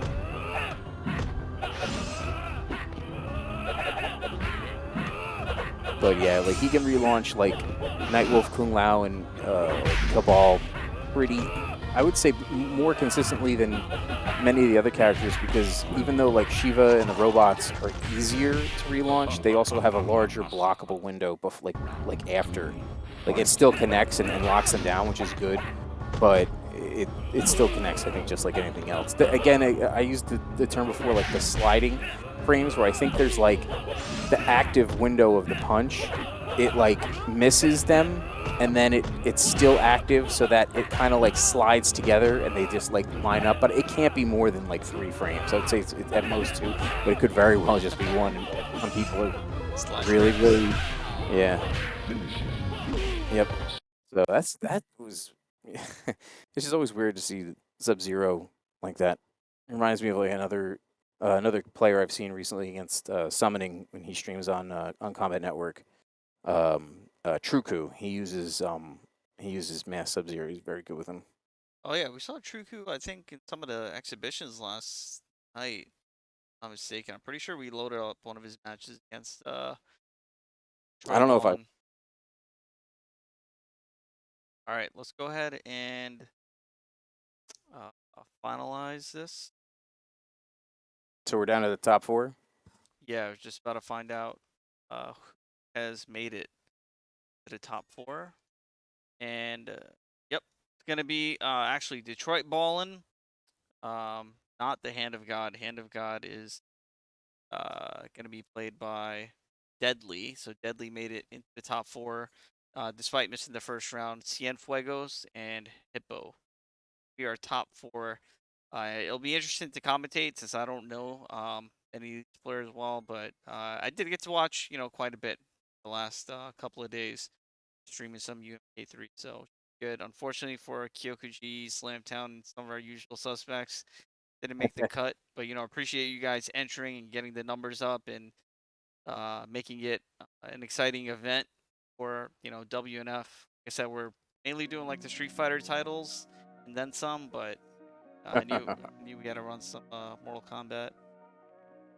Do an MK2 tournament at some point for sure. Will happen. Yeah, tournament's not over yet, so if you're in the top 4, don't go anywhere. I guess I'll just use this time to go through like my slides real quick. What do we have here? Yeah, so we did 24 weeks of this. This was our last community game, UMK3. Was that 6 months?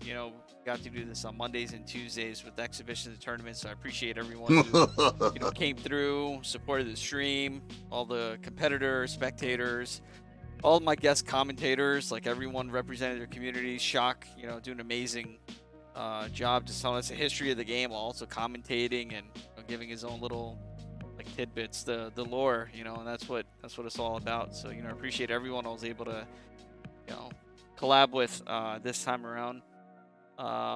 Next time, I mean, like, I'll be doing streams for the next couple of weeks, but just focusing on Alpha 3 and ST, since those are the games that we're going to be hosting at EVO, as well as Ultra Street Fighter 2.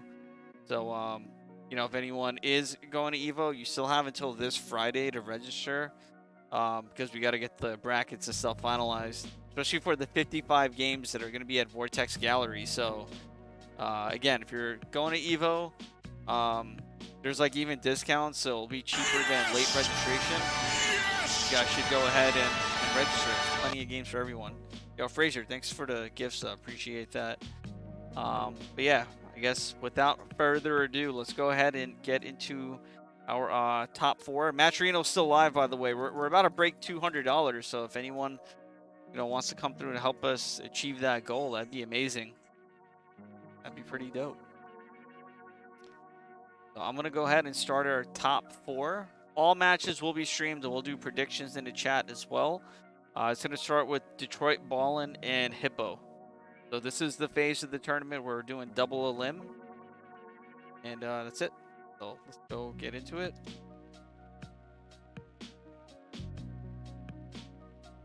And FT3, same rules otherwise. Anything you wanted to say to me, Juan, before we get them to their sets, Shock? I'm just curious to see these next matches. Really, like I haven't really watched competitive play in a while, and now that it's actual like tournament ready matches for the night, it's like I'm curious to see who's gonna really turn it up here, because I want to see some Shang Tsung really from Detroit, but I don't know. Oh, well, you might get what you asked for here.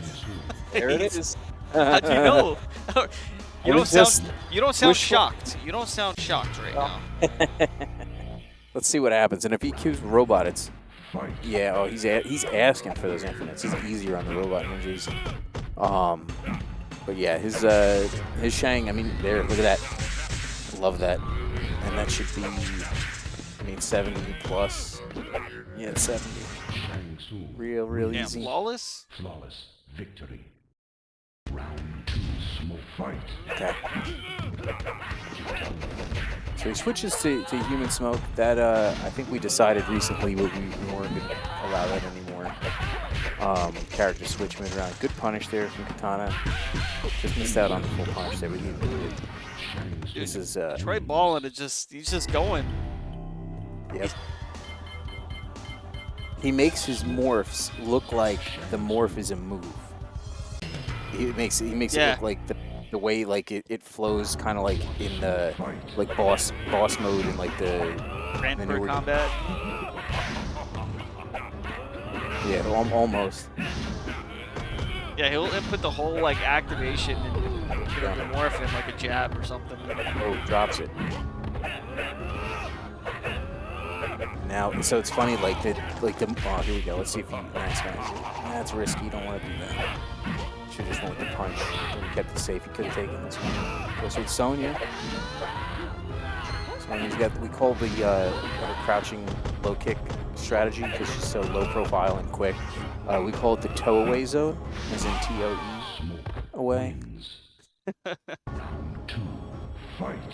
Yeah, so I use it to completely make that teleport punch whiff. Yes. You can teleport from the proper distance and like land right on top of her as you're doing it, and then it creates like a semi cross up for a throw. It really just want to try to get on top of her kicks so you don't get hit and get some pressure on her. Wow, it's funny on that if you do screw up with Shang and you wind up morphing back, it's like a bit demoralizing. Because now it's like, oh, I gotta get Shang until I can get this next morph back. But he's given him way too much room, like way too much breathing room. Shang is the only thing that Shang has is his like uppercut. I think has like, I don't know, it has some like aspect to it where it seems like it like catches them a little bit further away to keep people out just a little bit. But yeah, you don't have to respect Shang close up at all. And that slide. Yeah, I want to see some Shang conversions for sure. Oh, look at that, the morph back. Oh yeah, that was hype. Oh, it's first to 3, guys. I don't think they realized. Oh, they got to play one more, right?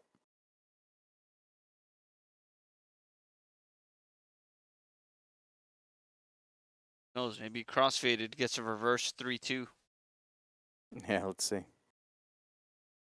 Again, it's not like there isn't opportunities against Detroit. Like I'm seeing openings. I'm studying him in particular because knowing his like history in MK9, just to see like how he applies himself to the character.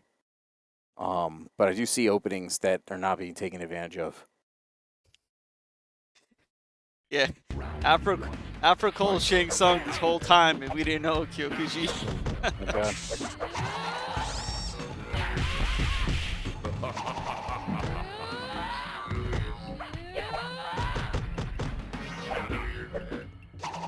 It's crazy because you never know which character is gonna come next. Yeah. Do you have another match? Oh shoot, sorry about that. Yeah, I do. They're continuing their set. Okay, so he's got the ground. Frosty, the rare Frosty. Wins. Round 2. Fight.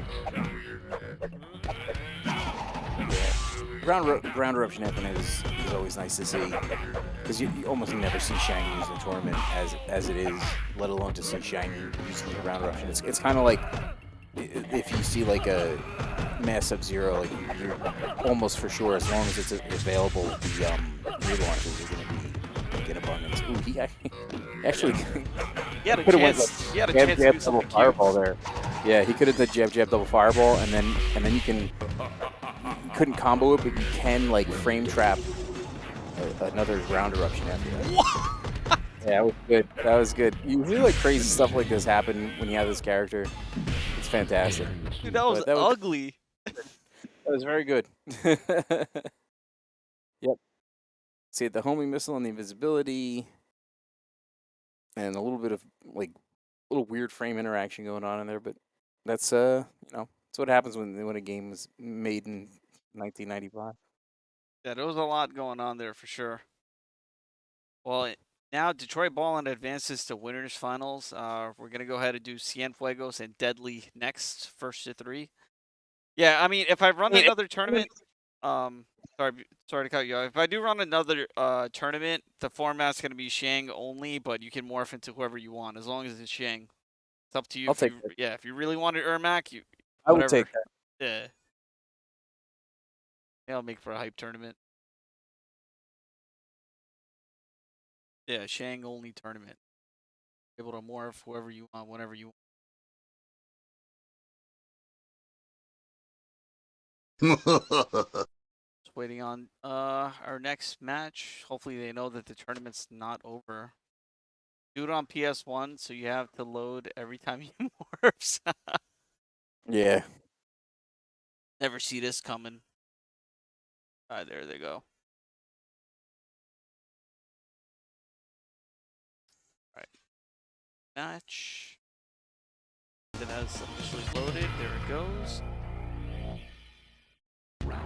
Alright, so Deadly gonna go with Kano. Oh yeah, I did mention I was gonna do predictions. Let's see this game.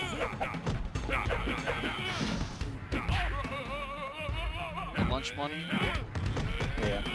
He went for a fancy punish there, but not always the best option in a tournament. He's also against Ermac right now. He could lose at any given time. He's fighting his way out of the corner there at least. Wow, surprise uppercut. Yep. Kano wins. I call his MK4 uppercuts. That scenario on MK4 is very beneficial to the uppercut. Oh, gonna get the full combo there. Yeah. Back to the run, jab pressure. He's backing off a little bit because he wants to. I think he wants to give him an opportunity to jump at him when he does that, so that he can just catch him with the jab. See, like right there, that was the scenario right there. But Kano's jump kick is a little bit too pointy, I think. Throwing out those uppercuts though. One opening here. Oh no. Yeah, the knife uppercut is I don't know. It's it. Oh no. Oh, he did not have to do that there. Wins. That's alright.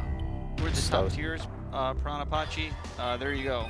Yeah, Cabal, H-Smoker, your undisputed top 2. But, I mean, tier list is similar to Super Turbo, where we know who the top characters are, but it doesn't really mean much. Like, the tiers, after the top tiers, the tiers are, like, not that big a deal. If you can hit your combos at the right time.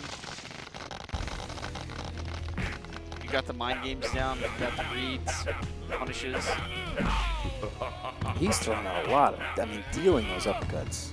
And it's odd to see that with Kano, because he's not really known as like a wild uppercut character, like maybe like a Sonya or Unmasked Sub-Zero. The male ninjas, they all kind of like throw uppercuts out like willy-nilly. That's pretty advantageous. But Kano has more of like the anti-cross up uppercut. Like a dragon punch. No, keep him in the corner. This is where he wants him. Can't really get out, so. Oh. Keeping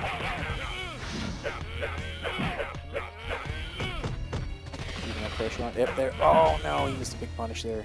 That's probably delay. Okay. If he did a real low air throw there, you can get a free sweep check. Yep. Not enough for Chip yet. There it goes. Wow. Punches him. Kano wins. Another idea I'm having now for a tournament is if someone can make a ROM hack that automatically morphs you into any character, random, complete RNG. It's just built into the game. What is that for? Another tournament format idea. Well, ran for combat, except you don't have to input it. So, it's just auto ramper all the time? Yeah. Yeah, you can do that. Yeah, if someone can make a ROM hack for that, that'd be kind of dope. Yeah, Drew could put that in the next release as like a CMOS option. So you can just go into settings and you can put on like all ramper like 2-on-2. So he had him in the corner there. Oh, wow. It's a random ball. He had him in the corner. It's like weird, like that. I think he could have ended that, but I don't know. Just an odd decision, but he still got it. Fireball, sweep checks. Sweeps are very, very good against Cabal's run jabs because, like I said, he can't really do anything after it, except come in with more jabs. So you just if you can keep that sweeps going, but a smart Cabal will anticipate those sweeps and just blow through them preemptively with the dash. Yeah, so he's just good air throw. He did not respect the second sweep, and he just blew through it. And that was you have to do. That's taking a chance because it's not going to do. What is he going to do? He's going to take another sweep. That's it. At 12%. But this Kano's got good pressure.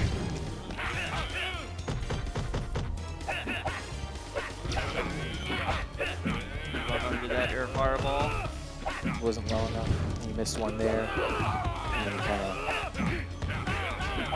kind of phoned in the second one. Oh, perfect bait right there. Like he couldn't have telegraphed that anymore. But yeah, solid Kano there. Yeah, good stuff. That's a clean 3-0 as well. So we're gonna have Dudley go up against Detroit Ball in a little bit. We're gonna do our loser semifinals matchup first. That's gonna be Cienfuegos versus sorry, I'm trying to remember everyone's names. This is hard for me. Crossfaded. Crossfaded, yeah. So yeah, losers bracket action. Winner of this moves on into top 3, so they get into this top 3 payout. Super important match. I mean, got ourselves $182, almost $200. So again, there's free money to be added with the claim codes. There's sponsor quests as well. This is the final event that we're doing for WNF Retro. Let's try to break into that $200 mark if we can. And all right, they just got into it.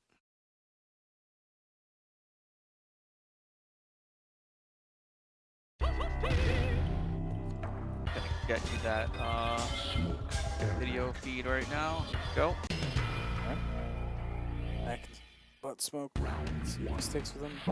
Yes. Right into the line, get pressure. Sweep check. You're a little bit on the lower side. Hi, Mike. Yeah, there you go. Okay. Yeah, sorry, I slipped down a little bit. I was looking at my phone. So, opts for the invisibility during harpoon. That's basically the smartest time to do it, but a nice conversion there to like a 55 or so. For lower. Maybe a little over 50, yeah. But it doesn't matter because you just come back again with the harpoon. I call it the harpoon. Everybody calls it a spear. It's a harpoon. I call it a spear as well, but yeah, it is a A spear is a stick with a knife on it, or a knife on a stick, and a harpoon is a knife on a rope. So. Candace says, no, it's a spear. So what? Oh man, really just. I'm thinking he's got some significant delay here because he not one to miss these opportunities like that. Like he just had 2 chances to win this match. That's a third. Yeah. After that anti-air punch. Yeah, it conceivably lost 200% damage in this round alone. So, but he still took it. That's good. All right, on the board. Yeah, what's up, Dinky Flicks? See you in the chat.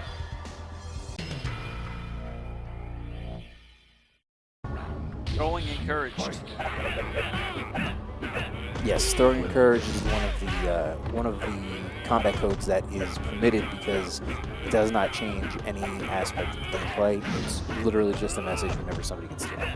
And that's the thing that we used to hack like early on when we knew you could at least you could modify text directly through your arms. There we go. Oh man, he still got this, but he had a nice setup there. Neutral jump kick, the CPU finisher. Yeah, you wanted to get that neutral jump kick to teleport. Alright. Back in the corner. Nope, misses it. Just kept it going the same way. There's certain situations where you kind of like set yourself up for failure by going for fancy things, where you just keep it simple. You literally lose maybe like 5 or 7% on some of these combos. It's well worth it. All right, that was how he wants it right there. That was very good. And I like the telekinetic slam into teleport, like roundhouse teleport combo. Yeah, there are scenarios where you can space out the hits with enough time that you only need to do 2 hits between. So you can do like the three teleport combos in some cases. Yo, what's up, Snoopy? This is me and Shock on commentary. Naked harpoon, not a good idea, and he's gonna well, he dropped about 30% off that, but that's alright. He's got this one. Oh, doesn't go for the slam. Now he's either he's getting eaten up by input loss or lag, or he's very confident right now. I think the download is complete. This is huge. Alright.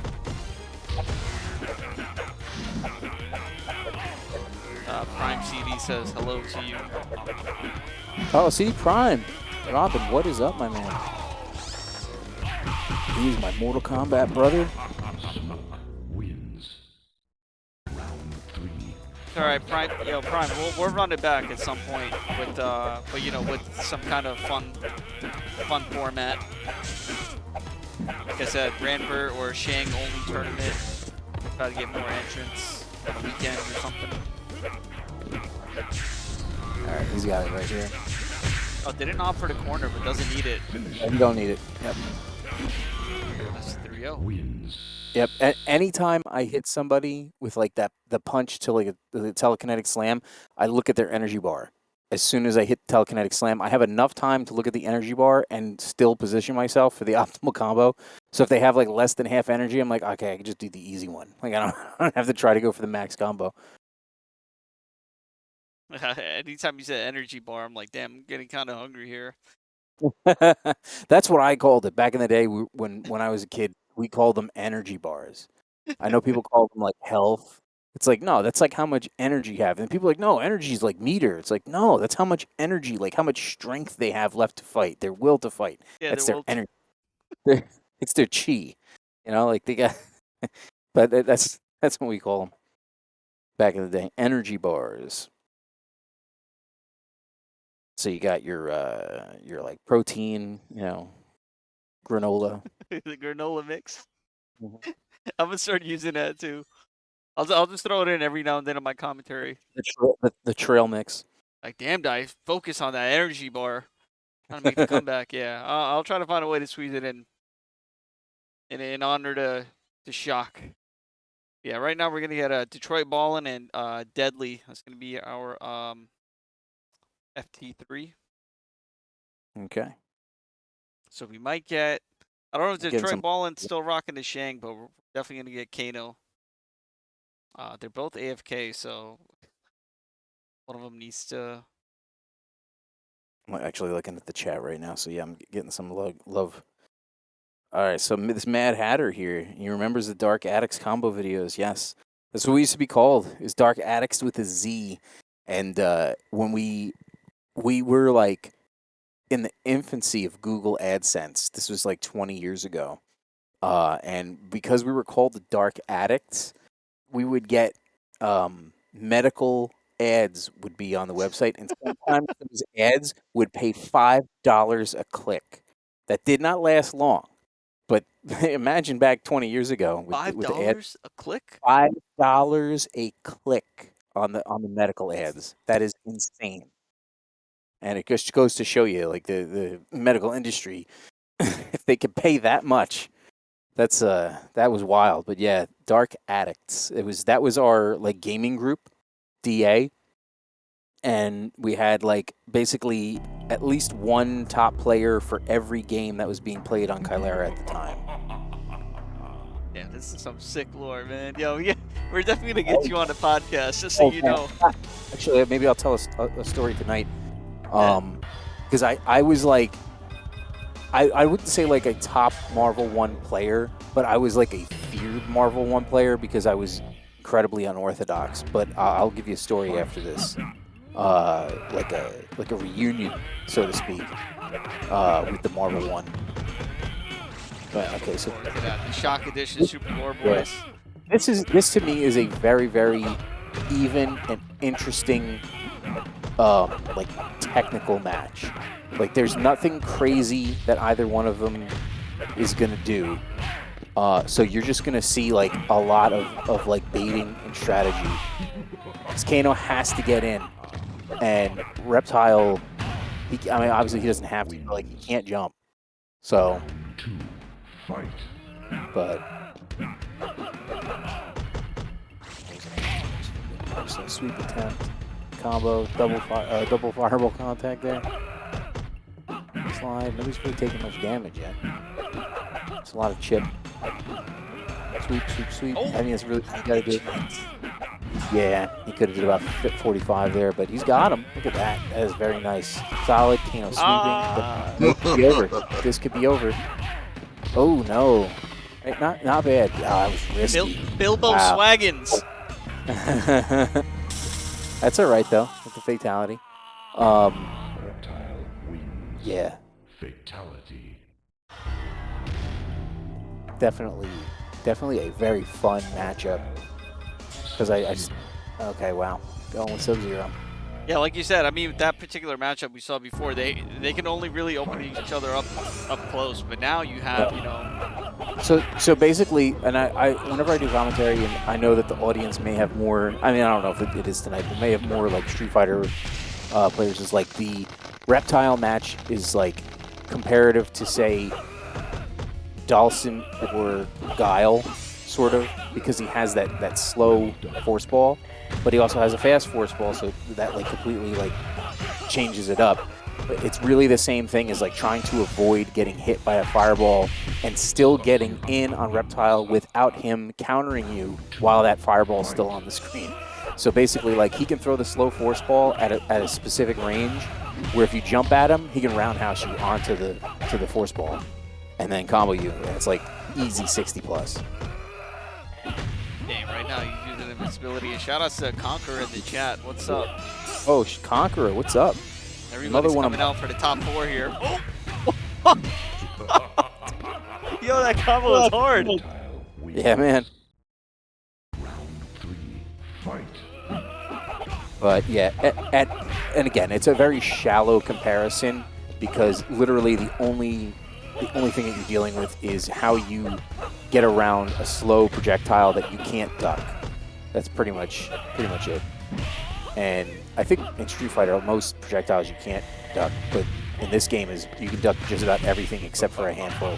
And some characters actually can't duck certain projectiles because everything is like based on, oh, there's a mercy, and he had it anyway, so it don't matter. Very nice. No. That melody. Flawless victory. Flawless and melody. That was awesome. So yeah, that does create that situation where it's like you have to make a decision, and especially because just like, you know, taking fireballs, you're taking chip damage, and Reptile basically can throw 2 projectiles at you in succession with a slight gap in timing, or he can stagger them, and you have a steady stream of fast and slow projectiles coming at you. That's what I love the most when you hear that the fireball or the force ball like exploding, and that it's just like the joom, joom, joom, joom. You know that the Reptile he's a bit of a zoner. Yeah. Definitely a bit of a zoner. Oh yeah, he's like the zoner. It's just such a fun character. And the fact that he has that run move is so just ridiculous. He's got a nice anti-air roundhouse with it. Tried to go for a force ball setup, but see, there we go. That's a perfect setup. Get about 60. Yeah, he could have gotten a couple more, but you know what's funny on that juggle is like, you know that you're hitting the buttons in the right rhythm, but like sometimes it's just like a frame off and nothing comes out. You see him, he turns around and literally he just stands there.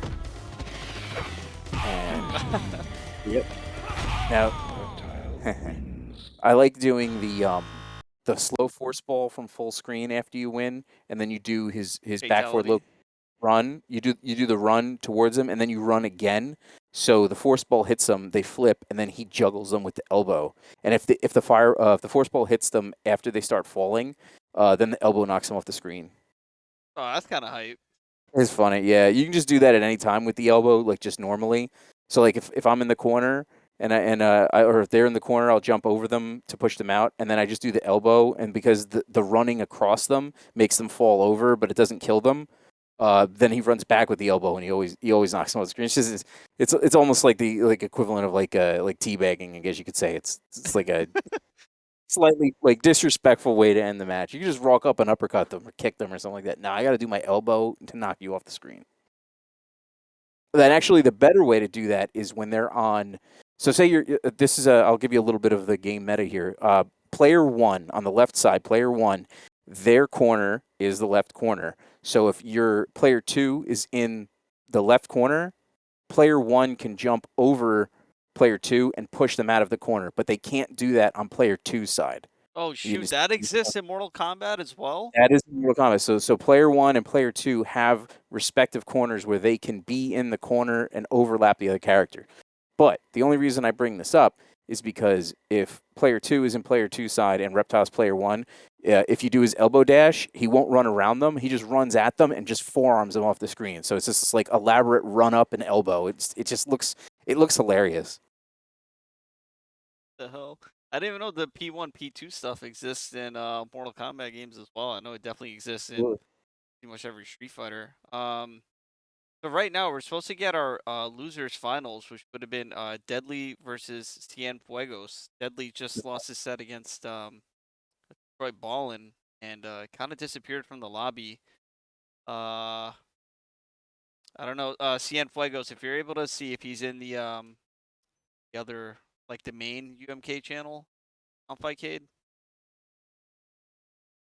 Very strange. I mean, you're in there. MKK TV, what is up? I'm just actually getting a look at the chat right now. I see my boys. Like I've known like the MKK I'm sorry, like the Venezuela players that we had last night. I'm not sure if they're both from Venezuela and one's Colombia. But well, like I've known those guys for like 20 years, never met them. All we are is just like a community of like MK players. But then you got like Conqueror, and CD Prime. Like I've known them. Like Conqueror, I've known probably since like 04. And we've met each other a few times. We both tested Mortal Kombat 9 together. We got flown out to NetherRealm back in February of 2011. And yeah, we Over got 10 we got years. tested for about 4 or 5 days, and we didn't know. We all had to like keep it secret basically because they hadn't done anything like this. They had Tom Brady out there testing with their salaried guys, and like Tom Brady was basically like, "Man, you guys got to get like professionals out here, man, because like these guys like don't know what they're doing, you know? Like this game is unplayable, and you got to get like real people out here." So they're like, "All right, fine. We'll somehow get this past corporate, and we'll get players out there." And they brought us in, and it was like basically like a handful of guys got out there, and they were like, "Is there anybody we're missing?" And like literally, they all said, "You got to get Shock out there." And that was like to me when I found that, I was like the biggest compliment was like, if you don't get him out here, because this was MK9, it was Mortal Kombat like 2011 reboot, so they were like, we're gonna go back to like a 2D style. They're like, you got to get him out here because he's like the guy who's known for 2D. He didn't play any of your other games, but he knows what a 2D game should play like. So I had to like learn the engine of the game since it was like based upon the previous games that I didn't really play. It was like still in there, so I had to like learn it the first day. Conqueror like in my Tom Brady impersonation. So yeah, so like we literally showed up. If Conqueror can remember, if it was, I think it might have been like at the hotel, or it might even been actually at NetherRealm. We might not have known that we were in the hotel that first night, but like we're just like, oh wow, you're here! Like this is quite a surprise. It's funny because I got I don't know if you're familiar with Tim Static, but I was out at the so bar. familiar. Yeah. Yeah, he's an Ohio guy, and he was like a real like promoter, like mouthpiece for the MK scene for a long time. And I'm at the bar with my buddy one night, and I get a text from Tim Static, and it says, "Expect an email within the next 24 hours. That is all." I was like, "What does that mean?" And I was like, "Oh, I think I know what's going on." But I actually got a phone call the next day at work from Hector Sanchez, and he like went through the whole spiel, and we were like all like everything was like all like said, and then he goes, "Wait, hold on." He's like, "You do want to do this, right?" I was like, "Absolutely, I want to do this." It's like, sign me up. What's up, Cienfuegos? This is Shock. Yeah, it's Riz. I'm just right now just in awe, just listening to these the OG stories. Dubson, what's going on, man? Yeah, you know, these guys, everyone, all these names I've seen in the chat are the ones that, you know, shaped the North American. Absolutely. I mean, Conqueror and I mean, Conqueror did combo videos for like every game that came out. Like I kind of like gave up at Deception, we'll say. And it's funny because I found like some really just like silly stuff in Deception the first like week it came out, and I was messaging Conqueror. Again, this was back in like 06, I think, or maybe even earlier than that. Might have been like 04 or 05, and I found just like weird stuff, and I discovered that if you mash the style change button and jump, you will continuously go upwards in the air if you mash it fast enough. So I had a turbo controller, and I tested it with that, and I jumped from one side of the map to the other side of the map with Sindel, and she just goes, Turn it to Kirby. eyes and yeah, exactly. And I showed him that, and I was like, dude, I'm done. I can't. They released this. I returned it actually. I was like, I'm done. And then when I saw the commercial for Armageddon, and I saw the air combo system, I saw the air combo infinite potential in the commercial. And I messaged Conqueror. I was just like, dude, as soon as you get this game, as soon as you get this game, explore those air combos. I'm like, because I am not getting this game. I was like, this is unbelievable. I did wind up getting it because I wanted to use the create a character thing, and I like need like the obvious ones that they put the gimmicks in for, like Shredder and like, you know, like other characters like that. I had a lot of fun with that. All right, let's see what we got here. We got Cienfuegos and Deadly. Jax versus Cabal. I like this match. I gotta shout out to how you just fit in all that lore right between matches. Oh, I did the post on that. Yeah, exactly. As they say in radio. So I like this match. I think Jax can win this match. He obviously, because he's a sweeper, it's to his advantage. And he doesn't have to jump. He has a little bit of like jab pressure, and also because like the gotcha grab is kind of sudden. But again, you know, he's vulnerable with combos. He takes a little more damage. Basically, anytime he's like blocked in block recovery, he always wants to like throw out a single missile, maybe a double missile every now and then. But he should take heavy damage right here. That was pretty good, over 50. That's always good. Yeah, Cien hitting all the combos now. Yeah. Yep. Let's see this again.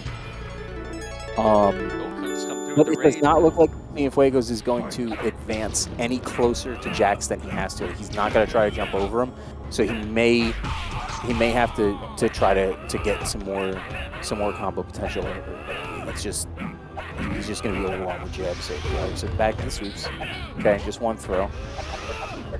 A really smart Jax player, by the way, can optimize those throws. So you can do like one and then like leave off the last one so that it keeps him in the corner, but like, you maximize it. That was pretty quick though. How much damage? How much damage would the fifth throw do? The full throw juggles like 20. I think it's 24. I think if you get all of them. But I think the damage is like a bit different. Like the first one I think might do more than the last 4 do individually, something like that. But yeah, I like to see that, like, the optimization there. Like, you never, ever see that. Because it's actually kind of rare that you see Jax use the tournament at all. But he's doing pretty good this round. The ground pound is okay, especially when he's at full screen. You can use it to kind of anticipate those the fireballs. But he just kind of, you know, he held it out there and just did what Cabal does, and let's rush you down. Quick 2 games here. Let's see if he switches it up. Yeah, I mean, we were seeing some good stuff. Like, he used the double Jax fireball to get under Cabal's air fireball. Yep, absolutely. All right, this is Nightwolf of the tournament. This is definitely a better choice, I think, for him and his style. Jax, you got to be a little more cerebral with, and he was rushing a little bit too much. So let's see what happens here. Just pop out those Nightwolf combos. But again, let's see. I'm curious to see if we see any blocked combo punishes, like right there. He could do a free spin right after that. Yeah, that's one thing Nightwolf constantly have to be careful about. Yep. So everything is vulnerable. Oh, that was the round. He's got it. Oh, he went for triple hatchet. See, he got greedy. He went for the triple when he should have just did 2 and a high kick, and you take that round. You take it. That is yours for the taking. But he still got it. Trying to make the highlight reel. Yep. Yeah, I know. Yeah. And believe me, I'm guilty of that myself. But you do have to, at some point, accept it. You know. All right, so he's got him right here, I think. Yeah, this is pretty solid. Cabal has to work for the rest of this. Still going. Oh, he just like a little block.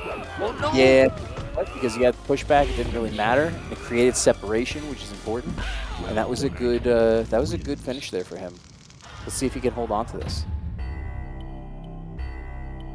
He almost let that one go. I mean, it was good on Cien not to do any of the random runs. He was trying to make an honest comeback. And now we have Melina. Is this Mortal Kombat 2?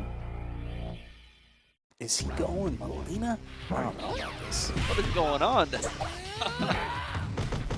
You trying to confuse him here or something? Like, I don't know. I don't know if he's a good Melina player. So personally, like, he could be like surprisingly good.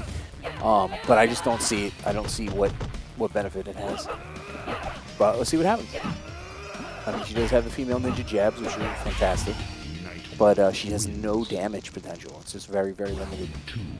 So what's up, Dr. Bad Body?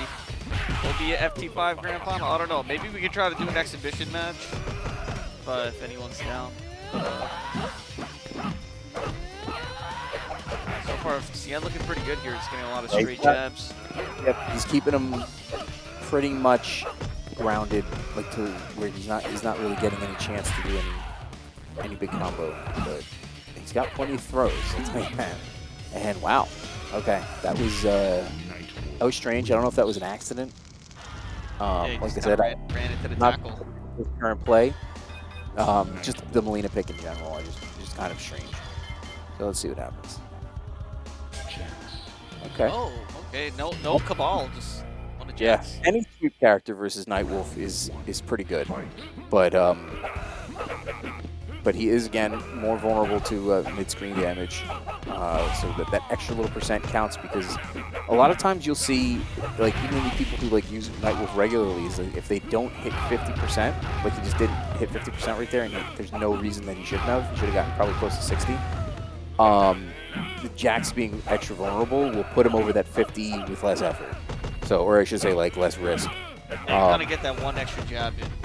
The big body. Here's the Jax combo. I don't think you have to worry about whiffing. All right, nice kind of wake up uppercut there. Catches a ground pound, double missile. Missed that combo. Ooh, I'm sleeping on the ground pound again. I love that how the fireball. I love how that fireball moves him kind of to safety, like Yes. far back. And it actually will move it.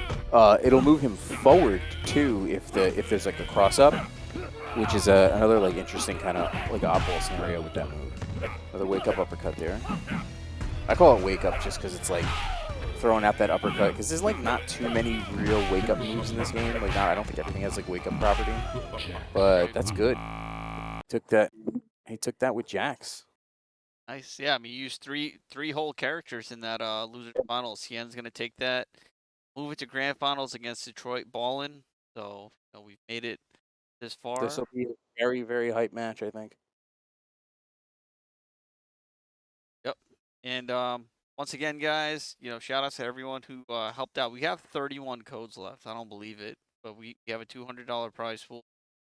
So last chance here. I threw him earlier. Yeah, let's see. All our contributions here. Oh, we had Shock come through throwing 50 as well. Slamtown through 35. All these sponsored quests and stuff you can do here. You could follow Boss. Follow Boss on Twitter. Adds 3 cents to the prize pool. Free money. Yeah, I'm scrolling up in the chat here right now. It's really ever since like Conquer and CD Prime came in, it's like people have just been like picking up here. So I like to see this. This is great. How many people we got watching? 130. Yeah, good stuff. Yesterday, I think we like topped at like 160 or something.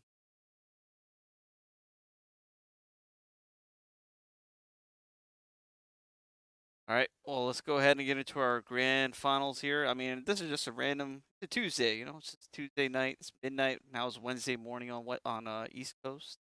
Yeah, we're just chilling.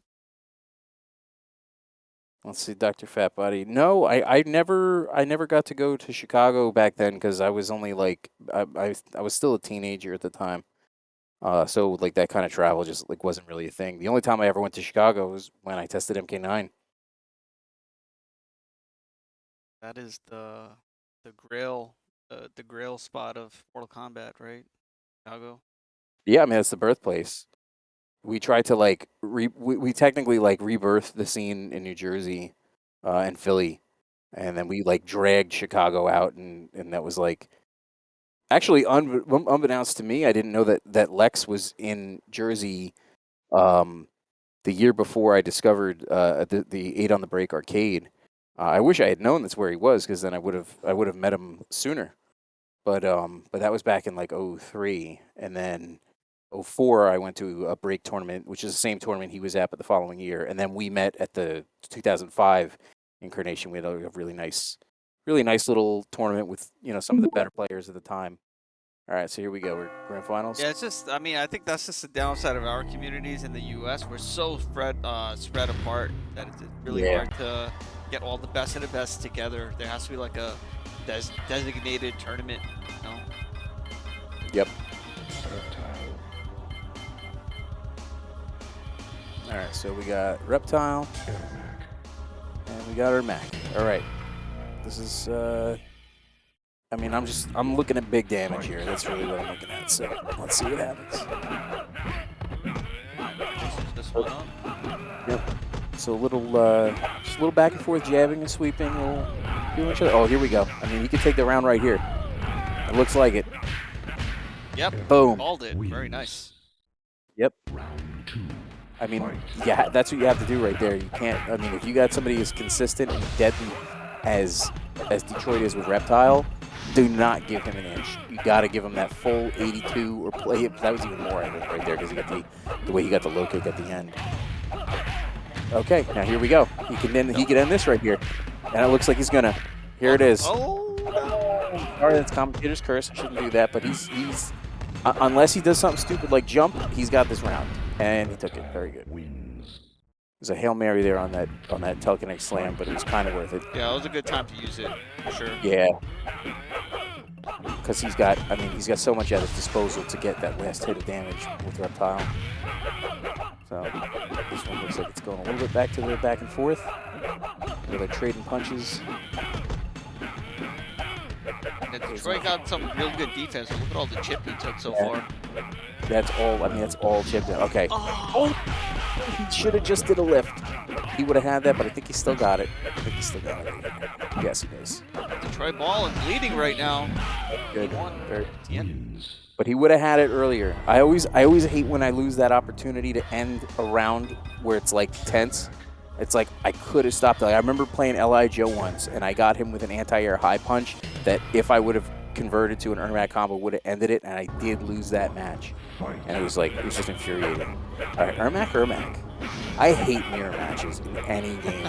I play, so for Street Fighter, I started playing grapplers probably about 15 years ago, and I became a Geef player, and then I was a Hugo player, and I hate when I play against another Geef or Hugo because I know they're always going to know more than me. And I hate that because they're going to use some kind of strategy that is just completely overwhelming. I'm not even going to get to play, it's especially in a tournament, So, but in this game, I don't think any match that I would experience a mirror, I would say that the other person necessarily knows more, but they may be better execution or more consistent. So that's the only thing that I worry about is why use the same character against them if I can go with something else and keep it different. Especially, well, in this case, one mistake which we saw in round one was basically the entire life bar. Yeah. Again, male ninjas are pretty easy to juggle. So Ermac can max out his combos pretty much anywhere on the screen at any time. And he should never do less than 50 unless he hits if he okay, let's see what he gets here. He doesn't need much though. That's it. Three uppercuts. Come on. Oh yeah, that's hype. On the Three KO up. where you get 3, yeah. Yep.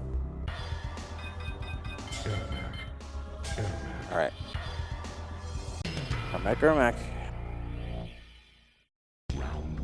One thing I gotta say, it's so dope that everyone uses the term mirror match in every fighting game, and it came from Mortal Kombat.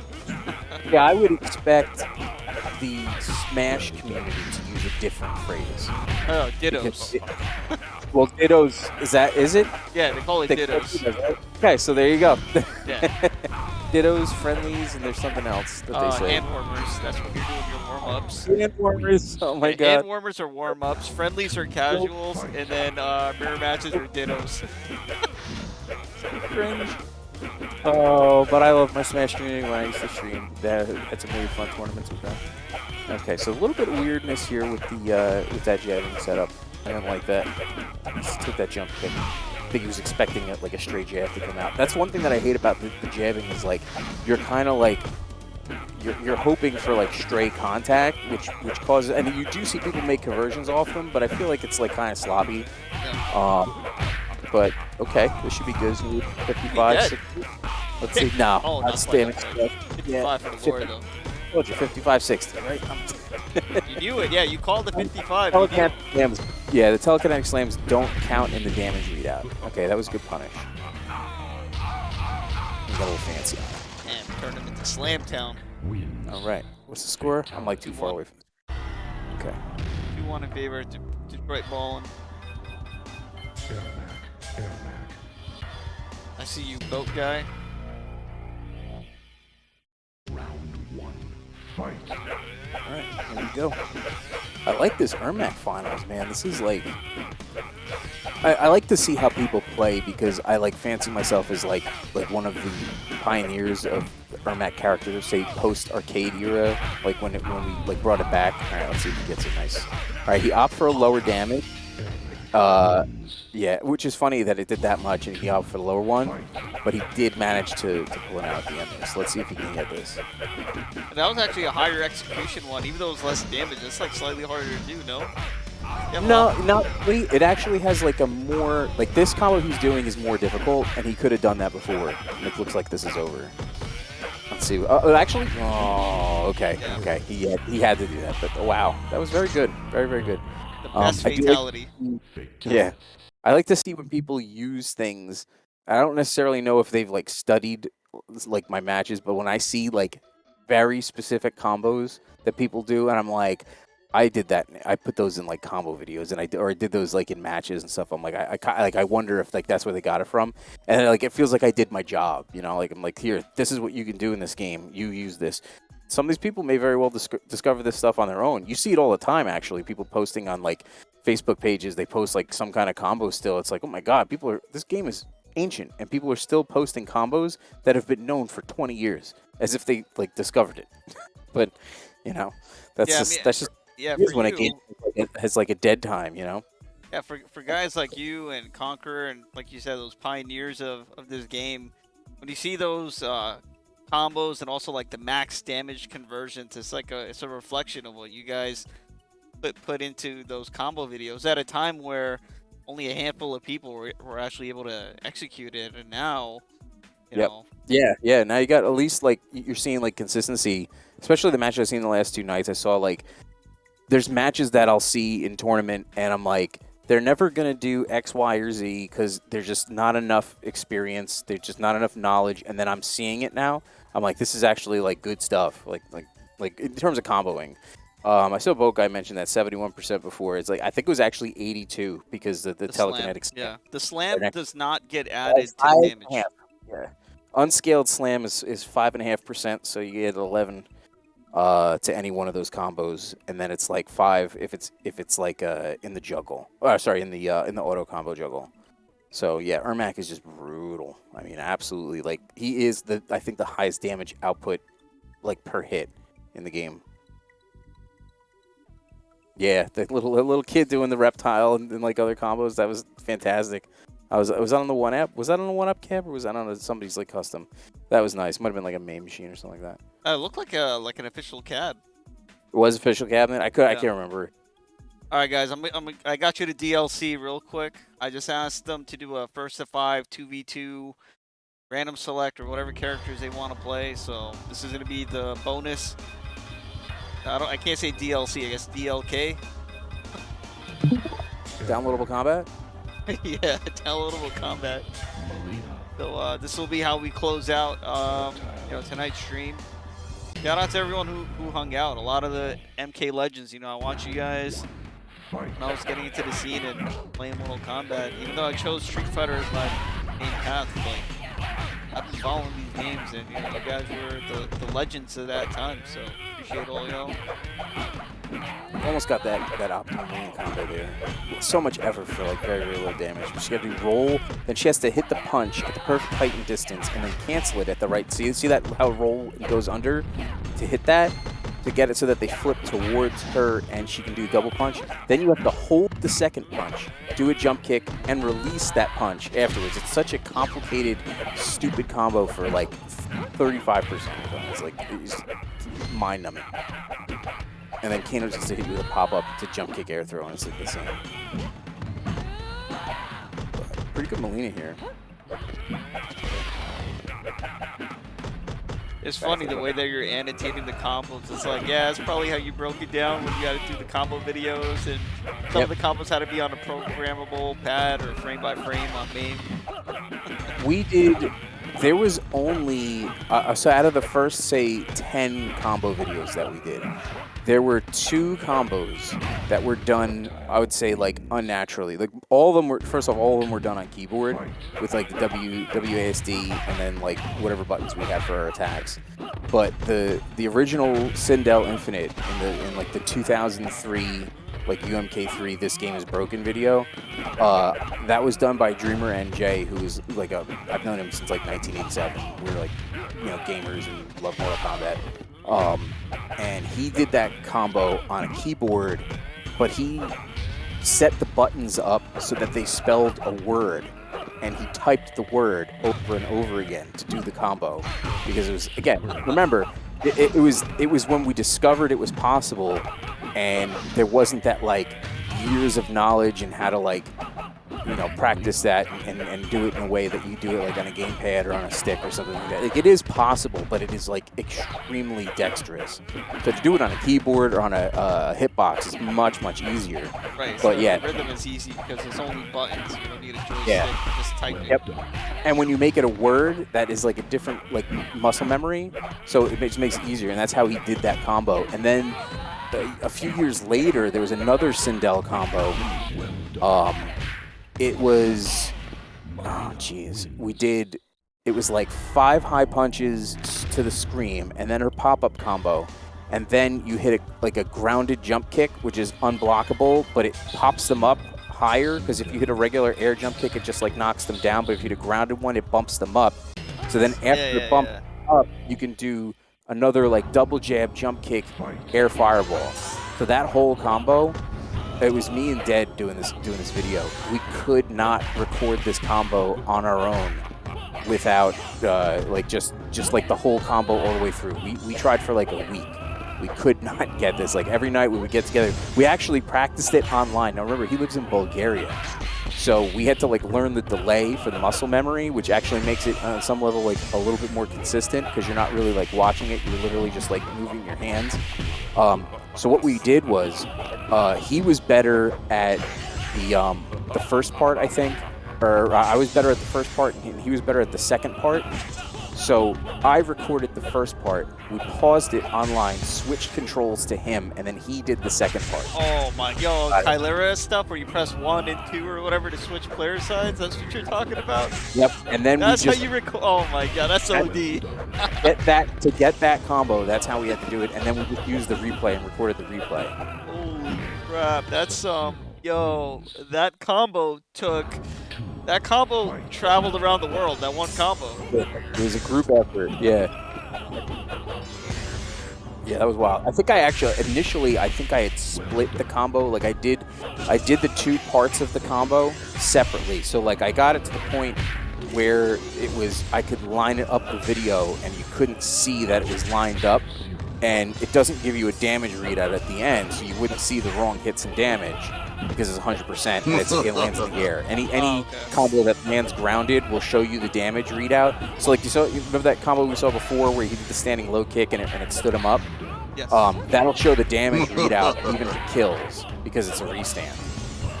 So yeah, I'm pretty sure the first time I did that combo, we did it like that, where it was 2 different combos but performed as if it was one, because it is a legit combo, which is we wanted it so bad to finish this video.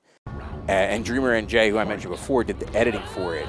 And it's the last combo of the video, and the whole theme of the video is the screen cracks slowly as the combos happen, and then if it's 100%, the screen explodes from that point.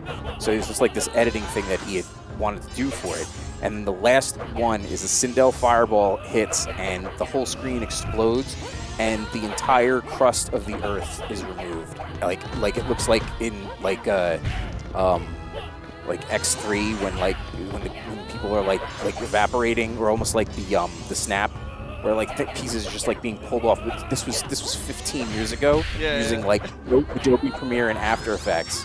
It was just such a cool thing. It was a cool time, and we were like only in like our 20s, and like we had, honestly, he didn't really have any spare time because he was like working like all the time. But he was just like, I would get home and I would work on combo videos. I would work on combos themselves with Dead, and then I'd get home from work at like 11 p.m. and then I'd like eat, and then I'd go from like midnight to 8 a.m. working on these videos sometimes. And that's like daytime for him. That's like, Yeah, like exactly. During the day, somewhere. yeah. Fortunately, our schedules were like I could like stay up like later than because I was usually up to like 4 or 5 in the morning anyway. What I would do is I would record all the combos on my computer, and at the time, Dreamer was on dial-up. This was like mid 2000s. Like the area that he lived in didn't have broadband yet, so I couldn't send him, gigs videos for him to edit. So what I would do is I would send him compressed videos. He would edit that and then send me the files back, and then I would export the whole video in the full quality or whatever it was at the time. So even after the combo, Yeah, this was an operation to get these videos done, and like nobody really knows about like what we had to do to make this stuff happen. Because even then, my computer wasn't powerful enough to record like 60. Yeah, I can only do like 24 or 30 or something. So then Dead eventually re-recorded like almost all the combo videos in 60 frames, and then he like recompiled them. And the only thing that bugged me about it was absolutely I wanted him to do it is that he didn't get the timing on the music that I put in, because every video I made has like a bunch of music cues in it that are specifically lined up to combos. Like it was a very like intricate like art project to it. Yeah. So That's a perfect way of describing it. Yeah, because combo videos are also a form of art, and yeah, in particular the Mortal Kombat combo videos, they always had a theme, and they always had like. Well, the music was like some kind of heavy metal or something like that. Yeah. I had one video with Rammstein where there's a sound effect in the song that's like that cartoon sound where like the character is like shaking their face back and forth. It's like that kind of sound is like it happens a bunch. Every time that sound happens, I do a Cabal combo with the spin. That kind of like targeted sort of just like a cue in the video is like that kind of stuff is fun to me. So it gives it like a rhythm and like sort of like a story. Yeah, I'm gonna rewatch those videos now. Now that you mentioned everything that you mentioned, is like how the videos are, how the combos are created, how the videos are put together. It's gonna give me a higher appreciation when I rewatch these combo videos. Yeah. I think you do a free. I'm sorry, I just started paying attention to you again there, but yeah. After that close, tight uppercut in the corner, some characters can get a juggle low kick afterwards. So you get like a nice 33% for an uppercut. Yeah, this is so sad. We've got a bunch of low tiers and Cabal hanging out. Yeah, it's alright. I'll play Cyrax versus Cabal, see what happens. Give me like 3 matches and the Cabal starts sweating.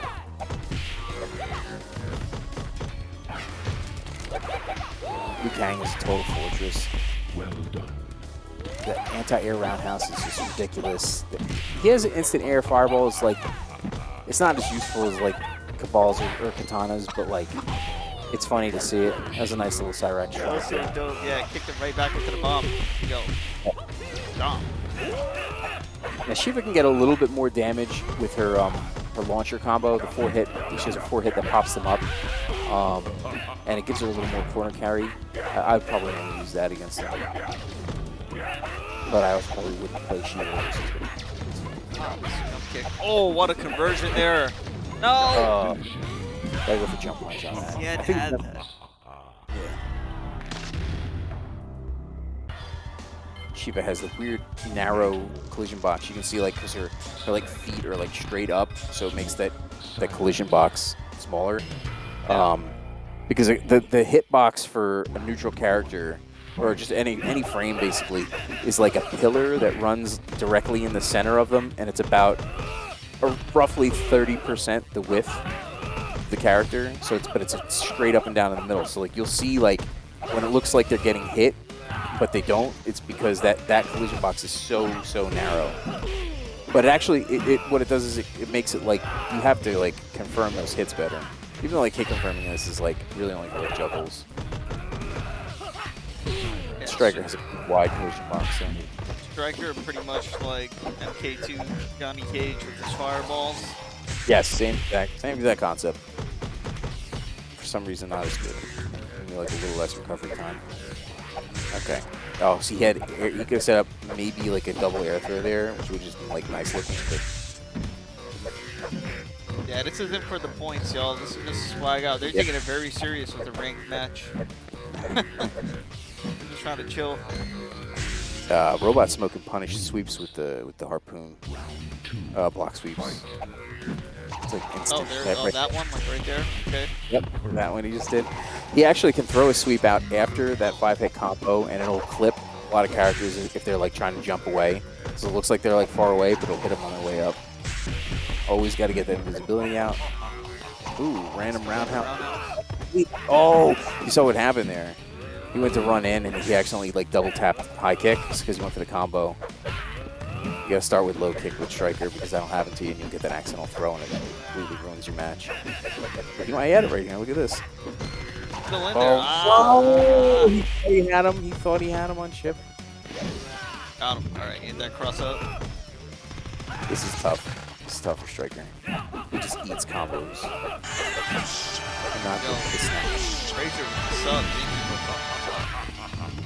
dude? I hope you guys are enjoying the exhibition match. Tournament is over. Detroit Ballin took it, but you know our final is here. Just wanted to put on a little bit more of a show before we ended WNF Retro. Crazy, we're doing this every week for the last 6 months. Let's see if we get some Kung Lao juggles. First time I ever saw like a wild Kung Lao juggle was it was ECC 10. That was when the Chicago, Philly, and New Jersey basically all met up and had like a nice round robin tournament. And Lex was playing against. I don't know if you're familiar with Julian Robinson. But Julian Robinson? Yeah, he was like a jack of all games kind of guy. Like everything. Him and Jaron Hero. They were like two of the first friends I made in the fighting game community. That like people that I met like specifically through it. But yeah, like Julian played like MK2, UMK3, basically just using what he learned in the 90s and just like kind of came back when we brought it back. And he was good. He was one of like the first hurdles that I had to try to like level up and you know move up to that next one. But so it was Lex from Chicago and Julian, and they were playing Sub-Zero versus Kung Lao, and Julian was Sub-Zero, which if you're playing in tournament is unmasked Sub-Zero. You're already like a losing battle. So the first round takes forever. It is like probably down to like almost like the single digits, and Lex just pulls it out, and then the second round is over in like seconds. So there's like a little bit of jockeying in the very beginning, and then Lex just hits that spin, and then he does like a little juggle to the corner, spins him back out of the corner, and then he just juggles him to 99%, and then he does like a free dive kick at the end, and like everybody blows up. So actually, I might have some lore on that too, a little bit. All right. Yeah. Was that not in the like it was a trailer video for a tournament? That's in it. Was that? Yeah, because I was I was looking for that trailer video so I could show it on the stream. It's that, and then Ermac going invincible glitch when he doesn't teleport and gets air thrown. Yes, that Those was. two things happened in that video. So yeah, that Ermac invisibility is from Midwest Championships 2004, and I think it might have been Mo and Thrower from Chicago in that match. But yeah, there's like we did like a highlight video to build for, it must have been like NEC 6, and we used some of those clips as like hype to to get people to come out to it. You have that original video, because I couldn't find it on YouTube. I definitely wanted to show people. Yeah, I definitely have it on my server on my website. Let me take a look real quick. Yeah, I'll play that on the stream, and then after that, that'll be how we end. You want the hype video, is what you're saying? Yeah, the that trailer video that had the Mortal Kombat stuff. I might have that on Ultimate Pay. Let's go, Skin. Hey, Rotary, what's up?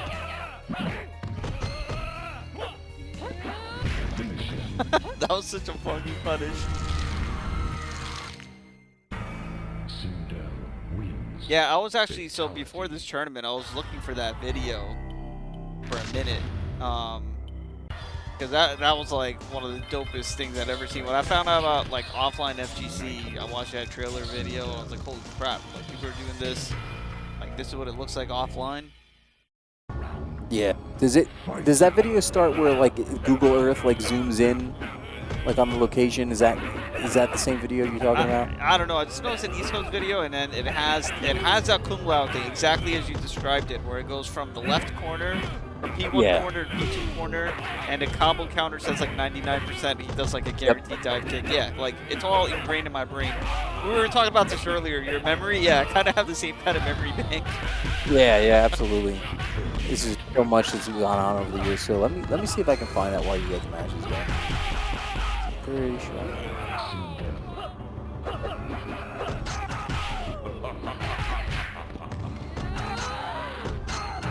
Well done. Wins. Detroit Ballin now at match Victory. point. It might even be on YouTube. Fight. Probably easy. Let's see.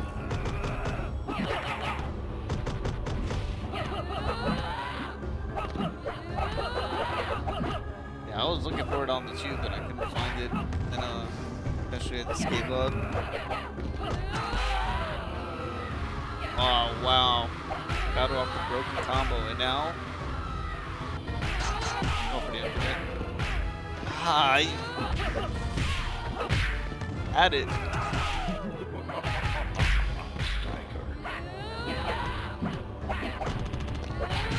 Well done. Yeah, don't jump at me. Oh, that was funky. Don't kick me out that cut like that.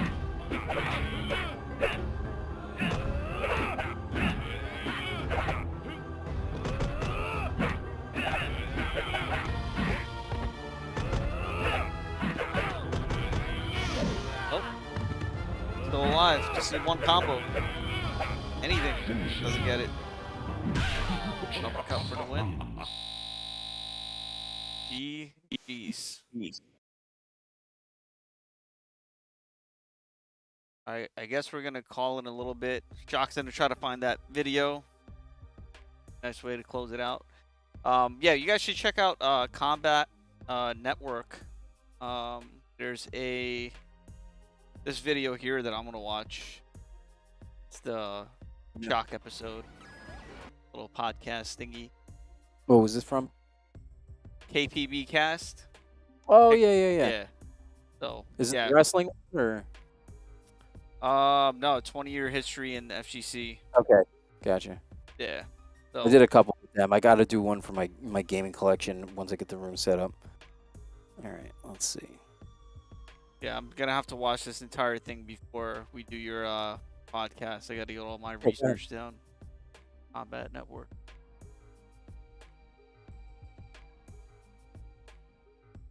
Yeah, and let me let these guys know to hit me up on.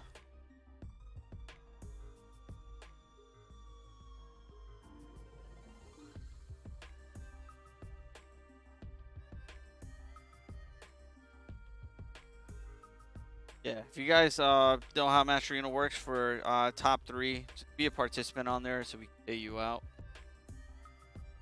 Quick. If you don't know how to do it, just hit me up on Twitter, Discord. Oh, the dude who played Nightwolf in Mortal Kombat Annihilation was an Indian in the cupboard. Oh, wow. I didn't know that. I did not know that. That's some interesting lore. If it's lore, that's crazy. Oh, the guy who modeled for the game. Wait. Oh, Sal DeVita. Oh, all right. So the guy in the game, not in the movie. I thought you meant like the actor. I mean, either way, yeah, it's still a pretty interesting, fun fact right there. How we looking on that? Probably don't have it. I'm looking. I got a folder here of like old videos. Let's see. I gotta like look them, download them real quick and see. So these are them. They've been out there for so long. Let's see if I have any other.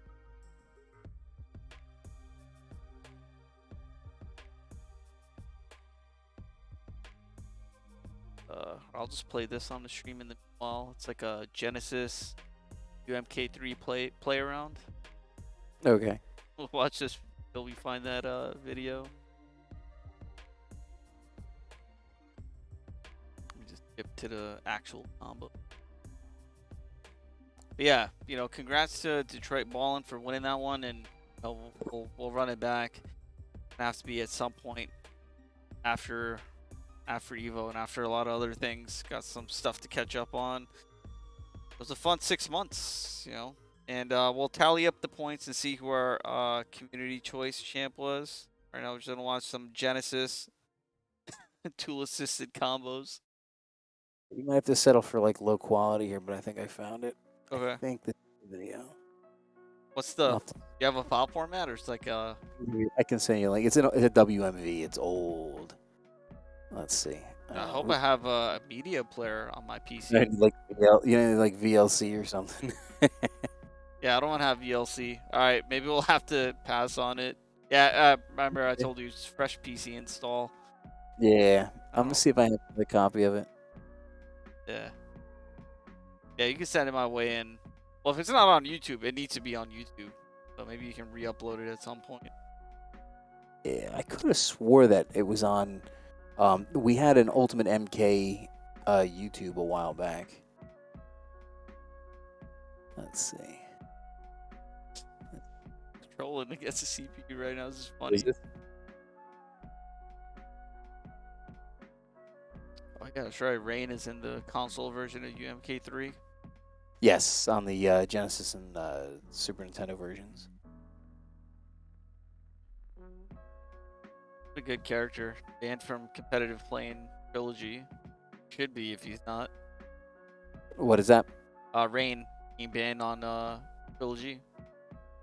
I mean, there was never really any like official tournaments. Like that was just kind of like a thing that went around because like everybody just assumed like, oh, he's like broken, you know. So, all right, let's see. All right, I think I got you here. All right. Yes. All right, I have the video. Let me see. Might actually just play in a web page. Yeah, if I could just run in a browser, it's perfect. Well, I'm gonna send you on Twitter. I'll send you the link. See if it works. If it doesn't work, I may be able to do something else. But all right, let's do that.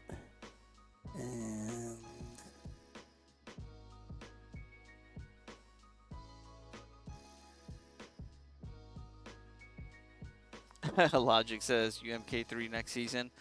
Yeah, that's a good question. As far as what we're gonna do next season for WNF Retro, definitely want to change up the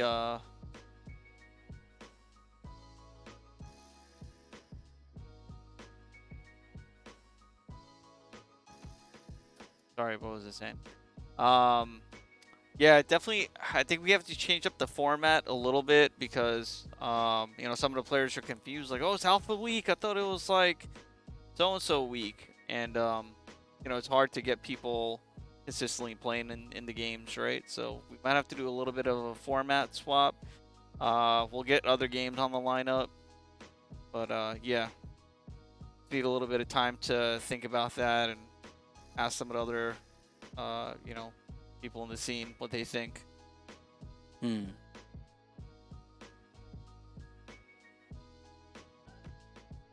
If that does not work, I'm trying to run it through a processor to make it a to make it an MP4. And it looks like it works. Yes, it did.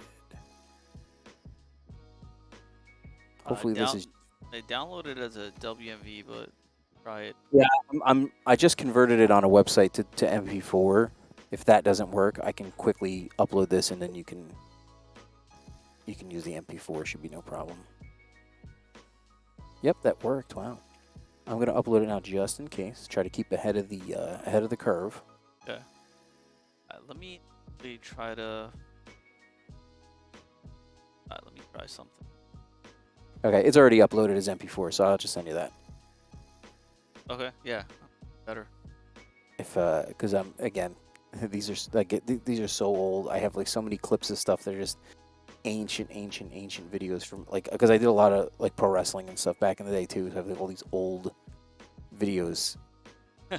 So many people in the FGC are into wrestling. Some of them are actually wrestlers. Yeah, I did indie wrestling for 15 years. Gee. I broke in when I was 16. All right, so we got.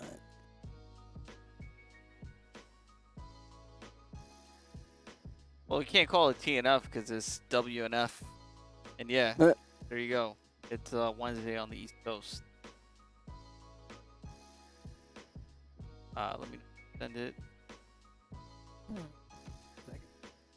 Just gotta make sure it works. Yes, it does. Okay. All right. And back to you. That should work. All right. Try it. I used to do a podcast with like live. We were live and like did video and stuff. So I No, got so we'll take used to the doing things this kind of down. thing. But we also had three other people, so they could like stretch out like whatever we're talking, and I would like do this like production on the side.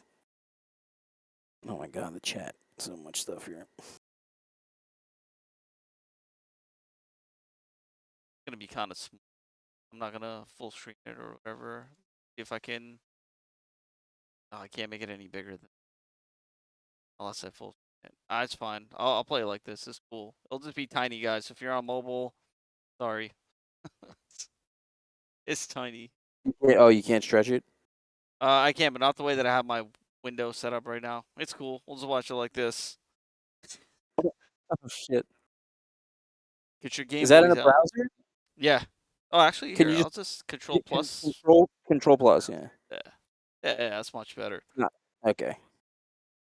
Yeah, this is it right here. This is the video. Awesome. The max punish on the block teleport with Scorpion winning. Yep, this is the video. Yep. Most of this footage is from ECC 10, which was that 9-player round robin I was telling you about, and then a little bit of what's it called? Oh, yeah. See, there's the Google Earth. So I'm a little bit behind. K3 NEC, man. Yo, this is bringing back There you go. memories for me. Metallica. It's exactly the video I was looking for and I couldn't find. Oh, that whiffs Cabal. I forgot. I think it's the last two combos. That's the Kung Lao and Yeah, Max stuff. it's like a dedicated moment to that. This Yep. editing. Here it is. Yep. Here we go. Look at that. 99%. Arc Templars. Yep. Yeah, there goes a glitch.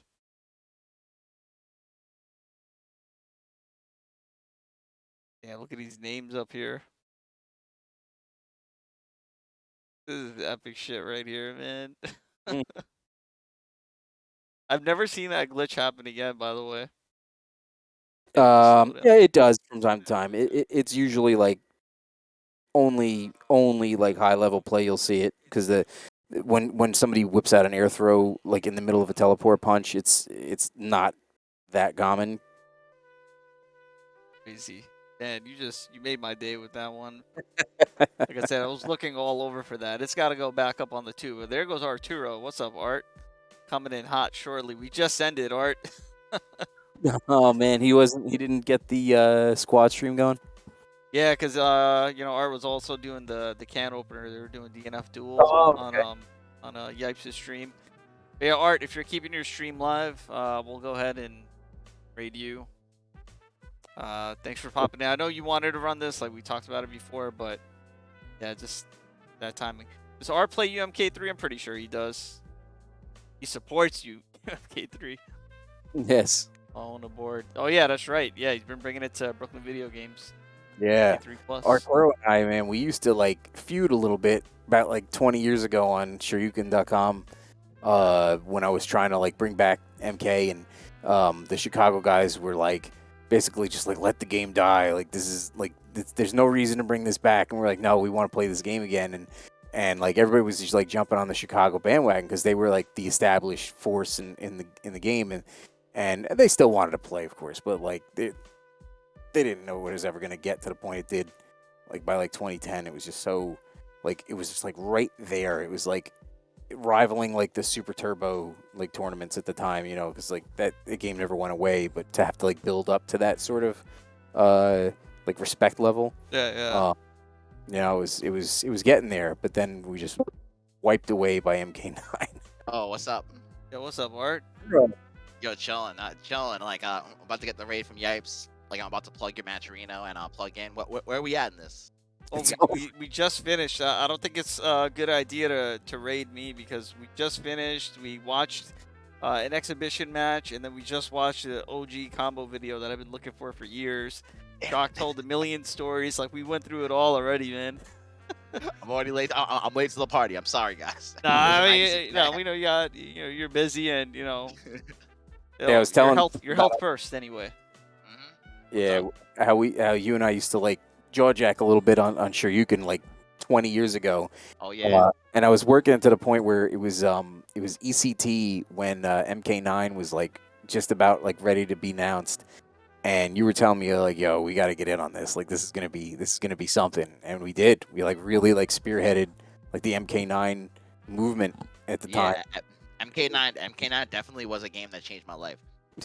People don't know. Like, it was funny because thank you Tsunami for the sub. But yeah, it was pretty funny because I think we're having a conversation on like some of the MK11 cats having a conversation with me, and they're like, Art, why don't you fuck with NRS? You never fuck with NRS before? And I was like, how little do you know? Where have you been? You MK9ers? Mhm. They weren't even. MKO Niners. Yeah, they Yeah, weren't even 11. MKO9ers yet. Like, because of MK9, like I got a job at MLG, running the whole year of MLG tournaments for MK9. I was able to get 995 Phil on the mic. Because of MK9, I was brought in as QA for MKX and Injustice 1. Justice, got me- yeah. did change my life. Testers Among Us. I remember Yeah, that man, storyline. Injustice. You got me in for production for MLG in the city. You got me in Yeah. for that event. That was awesome. That was like one of the highlights of my like gaming life. Oh Was- yeah, for sure. being in And production then for them. because of MK9, like I got a follow from Ed Boon. Like it doesn't get any better Yeah. than that. Yeah, I gotta get the Ed Boon connect too, because we need to get him on Super Lore Boys at some point. That's a hard one. Yeah, He's for kind sure. of Illuminati. Yeah. He's kind of Illuminati. Yo, we gotta get Ed Boon to like talk to like Warner Brothers to get these copyright claims off from everybody's gameplay videos. Yeah, whenever Ed travels around, he has a billion lawyers behind him, watch everything he says. He does. Absolutely. But yeah, oh my God, so much history. It's all connected. It's all intertwined. But Mhm. so Art, you're gonna end your stream? Nah, I'm gonna keep playing since you guys are done. Like I'm probably gonna I'm gonna keep getting some Evo practice. Yeah. Sorry, I couldn't make it to see the matches, but I watched the replays on 5K. Yeah, you can watch the replays or highlight reel or whatnot. Bot is posted, but Mhm. yeah, let me shout out once again. Everyone who came through, participated, supported Mascherino, all the MK legends in the chat, of course, Shock for super great commentary, and then Art coming through at the end. I give it my own style. It's more of like a live critique than it is commentary, but yeah, it's fun. It's a lot of fun. Yeah, we're definitely gonna do it again now that we're all in touch. And also, I gotta give a shout out to Hanzo, because without Hanzo, I wouldn't have gotten connected. Hokuto sent you a DM, Art. Go ahead and check it out. But Oh yeah, he did. Oh yeah, that's right. I'll get some show. yeah, Art's a busy man. All right, fellas. What's been real? I'll probably stream again sometime later, like way later. Only Art knows about it. Yeah, Art. Oh yeah, for sure. I haven't announced it yet. Anyway, take care, fellas. All right, man. Here it is. Good here. Oh, Shock, you get the board, man? No, I still haven't picked it up, dude. Okay. Well, I can say that with the game, I can say because he has on the rocket too, so I'm not doing it. Thanks. I have several boards there myself, several rounds. So Yeah. it's even. What is the